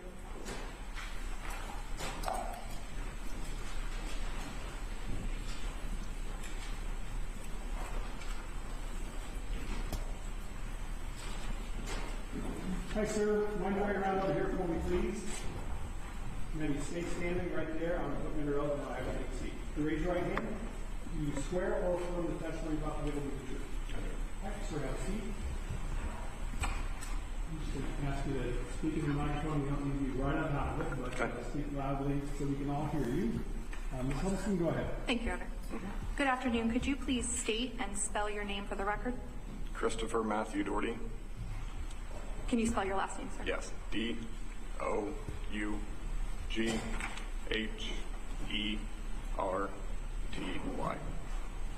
Thank you, sir. Chris, can you tell us where do you live? Iowa City. And who do you reside with? My wife and kids. And who are your children? Naomi and Jackson. At some point, did you take Naomi to Simple Abundance Daycare? Yes. Do you recall when she attended that daycare? Started in June of 2020. And when did she leave that daycare? November of 21. And who are the teachers or daycare providers there? Jeff and Jill Dodds. What was your routine as far as drop-off and pickup goes for Naomi during that time frame she attended Simple Abundance? I typically just picked up What time did you usually do the pickup? shortly after 4. And is that shortly after you got off work? Yes. How far away is your work from Simple Abundance? 5-10 miles. So about how long did it take you to get there? 5-10 minutes. And was that fairly consistent throughout Naomi's time there? Yes. And what was your routine when you arrived to pick up Naomi? I would, wherever they were either in the main room or outside, I would tell them I was here to pick her up or walk outside to get her. Was the routine that you were able to go into the residence or the daycare portion, or did you have to wait and have somebody answer the door? I'm sorry, sir. We haven't moved his microphone a little closer. Yeah, speak to that a little bit. You kind of stop talking there, sir. Sorry. Speak a little louder for us. Gotcha. Sir, do you need me to? Can you repeat that, please? I sure can. Was the routine that you would go into the daycare and pick her up right away? Did you have to wait for someone to answer the door? I walked in. Just during COVID, there was precautions where only one family member was in at a time, but other than that, I could just walk straight in. And when you walked in, was there daycare on a certain level of the home? Yes, And what level would that be? the basement. So would you have to go downstairs to be in the daycare portion of the residence? Yes. Were there any occasions where you picked Naomi up before your usual scheduled time? Yes. Do you recall any occasions where you would pick Naomi up and Jeff Dodds was the only person at the residence? Yes. And can you tell me a time when you observed Jeff Dodds as the only provider there? Yes. Can you provide a little detail on that, sir? Yes. There was a time where I notified him that I was picking up Naomi early, and I picked up during nap time. And roughly what time frame would that have been? I'm not certain. And can you tell us what you saw when you arrived early during that pickup time? Yeah, everybody in the residence was sleeping. Including Mr. Dodds? Yes. Was Jill Dodds, his wife, present? No. Did you see any other teachers or adults present? No. Were there any other occasions where you came to pick up Naomi and noticed that Jeff Dodds was the only adult present? Yes. About how many times would you say? 10.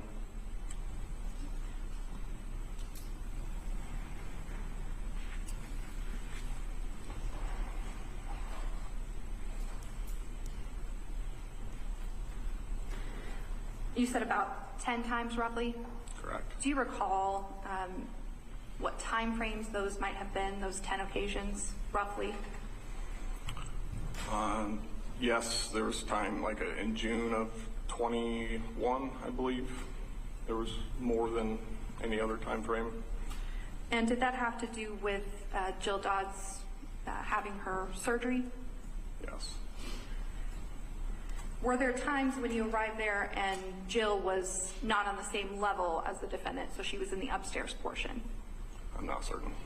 But the times, the 10 occasions that you mentioned, those you know that Jeff was the only person there? Correct. I have no further questions for this witness. Good afternoon, sir. My name is Eric Tyndall. I'm one of Jeff's attorneys. I want to make sure we're clear on terminology. The state asked you if Jeff Dodds, if you had gone to the house and Jeff Dodds was the only person in the house. Remember that question? Yes. So you went to the house and he was the only one in the entire house? No. Okay. So when you said he was the only person, did you mean that he was the only adult provider? Yes. Okay. There were other kids there, right? Yes. Including yours? Yes. Did you ever get to the house and it was only your kids? Or were there always other kids there? Always other kids. Okay. And describe the house for me. Are we talking about a ranch style or 2 or 3 stories? Describe the house the best of your ability. Yeah, it was a ranch style. I predominantly was only in the basement where the daycare was. So the basement would be below ground level with a walkout maybe? I believe it was a walkout, yes. But below ground level, so there's a living space at ground level, correct? Correct. And you didn't go look around in that area, is that right? Yes. Yes. And I think you answered this when you said when you got to the daycare, you only saw Jeff, but you weren't sure where Jill was, correct? Yes.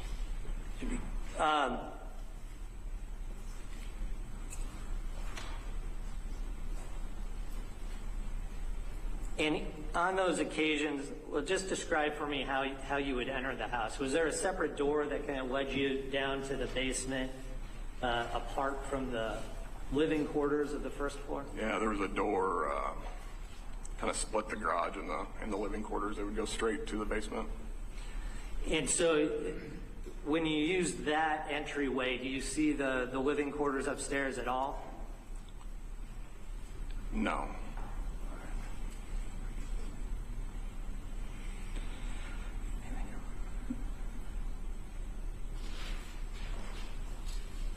Whenever you went to pick up Naomi, did you always go down to the basement or into the backyard? Yes. Okay. Did you ever pick up Naomi from any parts of the residence other than either the basement or the backyard area? No. If I can just have a moment here.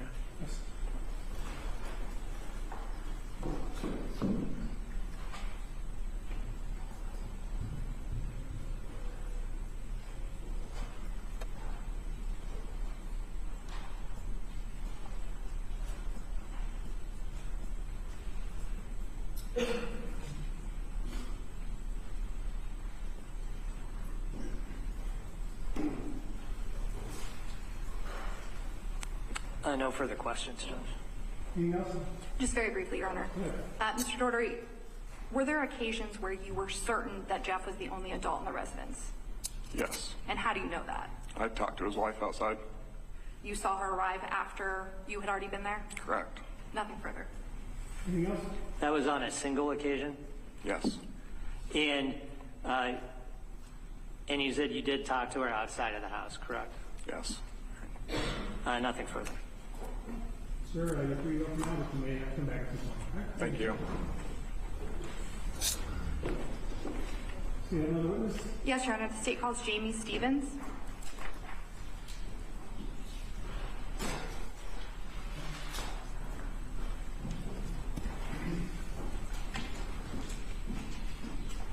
Come up before me, please. Stay standing. I'll put you under oath, and then I'll have you take a seat. Would you raise your right hand, please? Do you swear or affirm the testimony about the witness? Yes. All right, can I have a seat? Wilson? Thank you, Your Honor. Ma'am, could you please state and spell your name for the record? Jamie Stevens, Jamistevens. And ma'am, where are you employed? I work at the Department of Health and Human Services. And what do you do for the Department of Health and Human Services? I am a social worker for. Did you have that occupation in summer of 2021? Before I can answer any more questions, I have to say a statement. Go ahead. It is my belief that providing the requested testimony may be in violation of Iowa Code sections 235A.15, 2, and in violation of Iowa Code sections 217130, unless the information is necessary to resolve an issue which is relevant to the court proceedings. If I provide the requested information without proper authorization, I may be liable for civil or criminal penalties as provided in Iowa Code sections 235A.20 and 21. I will provide the requested testimony only if the judge indicates that the testimony is necessary to these proceedings as directed me to testify. I do find that your testimony is necessary, and I direct you to testify. Okay. Continue. Thank you, Your Honor. Ma'am, would you like me to repeat my last question? Yep. Okay. Thank you. What, did you have that occupation in the summer of 2021? I did not. And what was your occupation at that time? I was a social worker too. My role was I did daycare compliance. I was an ICPC liaison and a 4E liaison and records check. And can you just very briefly describe for the jury what daycare compliance entails? Daycare compliance, I had 5 counties that I covered. Johnson County was one of them. I would go into all the in-home daycares that were registered with the state of Iowa, and those daycares had regulations and rules they had to follow, and I had to go in to make sure those daycares were following those rules and regulations. Was one such daycare Simple Abundance in Coralville? Yes. And were the daycare providers or owners of that business Jill and Jeffrey Dodds? Yes. In the summer of 2021, did you meet with or complete a compliance check with the Dodds? It was sometime in 2021. I don't know if it was the summer or when it was, but I had to go yearly, yes. During sometime in 2021 when you met with the Dodds, did you have an occasion for anything to change as far as the number of children they were allowed to have? I wasn't the one that did that. They had to submit information that went to Des Moines to change whatever category they were in. I believe they were a C2 category when I first started, so they could have 16 kids. And then I think they went down to either a C1 or a B. And what exactly does C1 or B category mean? C1, they can only have 8 kids. And then B, you could have up to 12 kids, but you need to have an assistant or another co-provider with you. So if they went down to the level that required only 8 kids, you would only need 1 daycare provider, is that correct? Correct.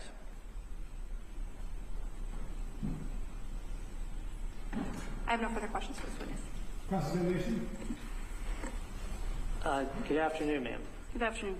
My name is Eric Tyndall. I'm Mr. Dodd's attorney in this matter, along with my co-counsel, Andrea Yeager. I just have a few questions. Sure. How long were you in this position where you, I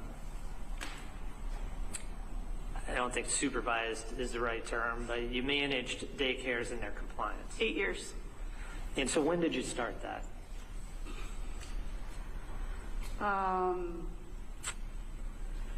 Well, let me ask it to you this way. When did you leave that position? I left it last year.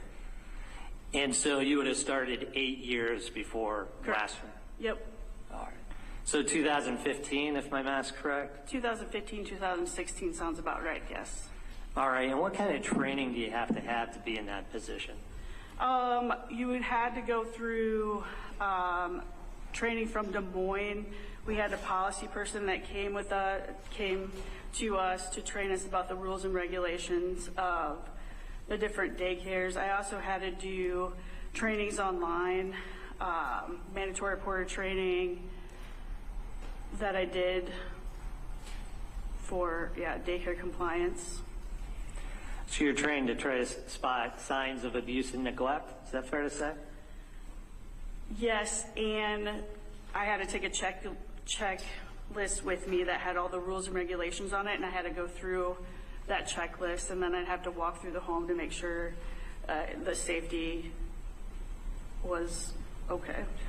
And how many levels of certification or licensure are there in the state of Iowa for daycares, home daycares? I don't know if there's levels of certification. Like, do you mean like categories? Because there's 4 different categories they can be as a daycare. There's certain trainings that the daycare providers have to go through each year to continue to be licensed. But I don't know if there is what you're asking. Well, so are there certain certifications daycares can achieve if they have, for example, a curriculum-based program? If they choose to, yes, but the department doesn't necessarily look at that. So the categories that you look at are not those extra certifications, but rather more child to provider ratio and some other regulations. Correct. Okay. So when we're talking about categories, I think we've mentioned a couple of them right already, C1, C2, D. No D. No D, maybe it was B. B. B as in boy. Yeah. Those, is the primary distinctions between those categories the number of children per provider? Correct. And in 2015, when you started, were you working or supervising Simple Abundance? Yep. Yes. And how often would you go to the house? Once a year, unless there was a complaint, then I would go more often. But typically, it's just once a year I'd go to. And when you went once a year, did you announce that you were coming? No. So those were, you just arrived? Yep, they're unannounced visits. And how long would you stay at the house? Could be an hour, hour and a half. And in terms of your unannounced inspections, did you have any material deficiencies that you cited Simple Abundance for? No. Do you recall how long Jill and Jeff had been running Simple Abundance? I do not. Do you know whether it had been in business before you started your position? I believe so, yes. In all the years, when you look at when you receive a complaint from an outside source about a daycare, what do you do? Objection, Your Honor. Relevance and outside the scope. Outside the scope is overruled. Relevance to that question, you want to address that? Sure. I'm intending to make sure this witness had access to all of the complaint information, and my intention is to ask whether there had been any complaints filed against Simple Abundance. In response to that, Your Honor, I just don't believe it's relevant to what we're here for. the relevance objection is overruled. So you can answer the question. Do you remember what it was? About complaints? Yeah, so when you receive a complaint from any source about a daycare, about a safety issue, what's the first thing you do? Well, I would review it, go over it with my supervisor, and then usually I would go out to the home. All right. And did you ever respond to a complaint involving Simple Abundance? I believe so, yes. How many? I think when I did their daycare checks, I think I did one. And what was that one complaint about? I believe it was a dog bite. And so, and I don't want to get too deep into the details, but did you respond to that complaint and go to the home? Yes. Did you recommend some corrective behavior? Yes, I believe they might have put the dog down or they gave the dog away. And as the person responsible for making recommendations, did you find that to be an appropriate response? Yes. Any other complaints? No.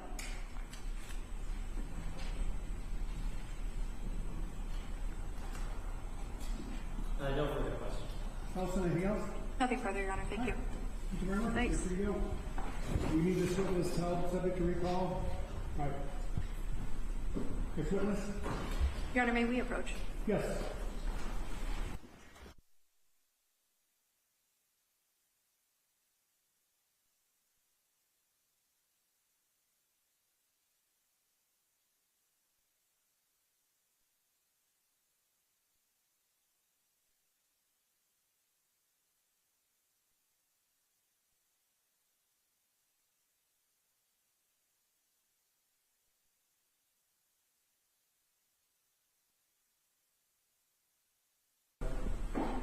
Council rightly pointed out, it's getting close to the end of the day for me, so I've reconsidered asking for another witness, and we're just going to call today. We're on the schedule that I anticipated, so no issues there. I'm going to ask you to put your notes in your envelopes, please. We will secure those for you, your badges too. Those are collector's items. You run out here with those, and you'll have to get them. We'll be back tomorrow. We'll secure those for you. No one's going to look at your notes. We'll have them back there ready for you in the morning. The admonition is going to apply overnight. Anybody need a refresher on the court admonition from yesterday afternoon? I see no papers for that. We're going to start tomorrow morning at 9, and that's a firm 9. I promised you that tonight. So be back here ready to go in the morning at 9 o'clock. And with that, I was very excused. You just leave those envelopes on your chair. All rise.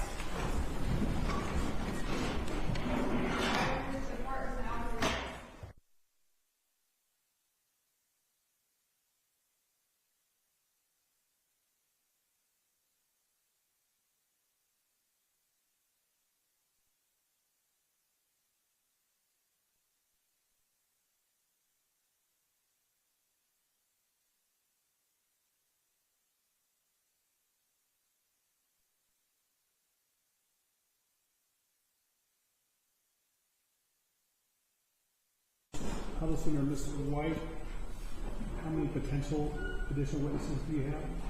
Just two. All right. So Mr. Tyndall, Ms. Yeager, I don't know if you have witnesses you intend to call, that sort of thing. If you do, mid-morning is probably a good time to tell them to be available. I'm not overly concerned about it, but if you can have someone showing up until 1:30, that might be an issue unless it's a scheduling problem. I will say, I know we're going to have evidence that will take till Friday morning. I just, we're a little ahead of schedule. That particular evidence is evidence I can't necessarily move up.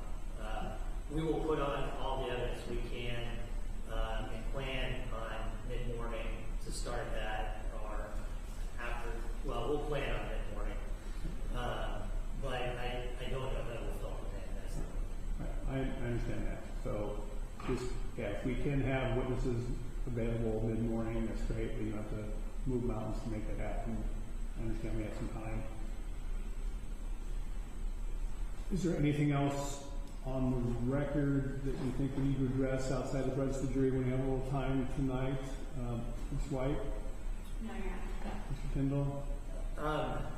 The only thing I can think of is the court had mentioned under 622.31b the portion, which would be sub 4 of that code section, which states that if a statement is admitted pursuant to this section, the court shall instruct, and then it gives language about the instruction it proposes. I bring to the court's attention that I have serious concerns with the language, particularly as articulated here. And there's another code section which prohibits the court from drawing attention to specific witnesses. That has been litigated over the last couple of years in the context of there was an instruction kind of bouncing around which the state was promoting that I'm going to paraphrase. The instruction was, if you believe the complaining witness, that alone is sufficient to meet the burden of proof. So in several cases in front of the Court of Appeals, including an on-bank decision there, and subsequently by the Supreme Court, that instruction was found to violate the code focusing on witnesses.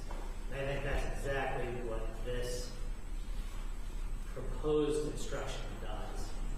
If there's a possibility that we can just waive that instruction, I am perfectly happy to do so. I really think it's mostly absorbed in the stock instruction on how they're supposed to consider witness testimony in general. So I agree with that, and Sorry, I didn't finish that. No, I'll let, I found that sometimes when you tell me to stop talking, that I didn't tell you to stop. I interrupted you, and I apologize for that. I do think, with a closer look at what you're supposed to instruct on, we do tell jurors that that's how they're to determine the credibility and weight of any witness's statement. So it's not like we're magically telling them something that we don't tell them anyway. So and not to admit, this is the first time this has come up for me in trial. We talked about this is not even a 2-year-old statute yet. My initial thought was the legislature maybe put this in here to highlight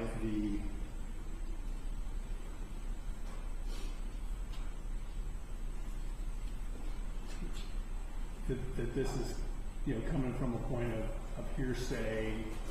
That's an exception to the hearsay rule, and they should look at it closer for reliability purposes. I understand your concern is exactly the opposite of that. Regardless of what their intent is, and if the state disagrees, if you want to come up with a proposed instruction, I'm happy to consider it. But my thought looking at this now is that if I give the instruction that I normally do about witnesses in general, I've essentially complied with this section anyway, because I do tell them you need to determine weight and credibility of witnesses based upon all these factors. I already told them that. So, but I understand your concern about calling out individual testimony. We don't need to have a final answer on this, but it's certainly something to think about. Ms. White, if you think we need to have a specific instruction under this code section and you want to give it a shot, draft one, I'm happy to consider it. But I don't necessarily think that the code section would be violated if I don't specifically direct an instruction to that testimony if I otherwise cover these themes as part of the jury instruction. So you don't have to tell me your answer now, but if you think you need to go somewhere more specific, you can propose something. I'll think about it some more. But certainly, Mr. Tindall, you're right. We don't call out any particular evidence other than we do have, and it's not applicable here, some instructions regarding prior consistent and prior inconsistent statements. That's not what we have here. So I understand your concern. I think I'm tracking what you're suggesting, and I think we'll be able to resolve that without an issue. If the court wants me to go back and email the court and the state those cases, I'm happy to do that if it'd be instructive. No, I'm aware of that, and I certainly want to comply with the statute, but I don't necessarily think that complying with the statute requires a completely different instruction than we already get. So, anything else you want to talk about now? No, that was the only issue I could think of that we could use so little time for. All right, well, I'll be here in the morning, normal time. If anything comes up, let me know. Otherwise, just be prepared to go at 9. And with that, we're recessed.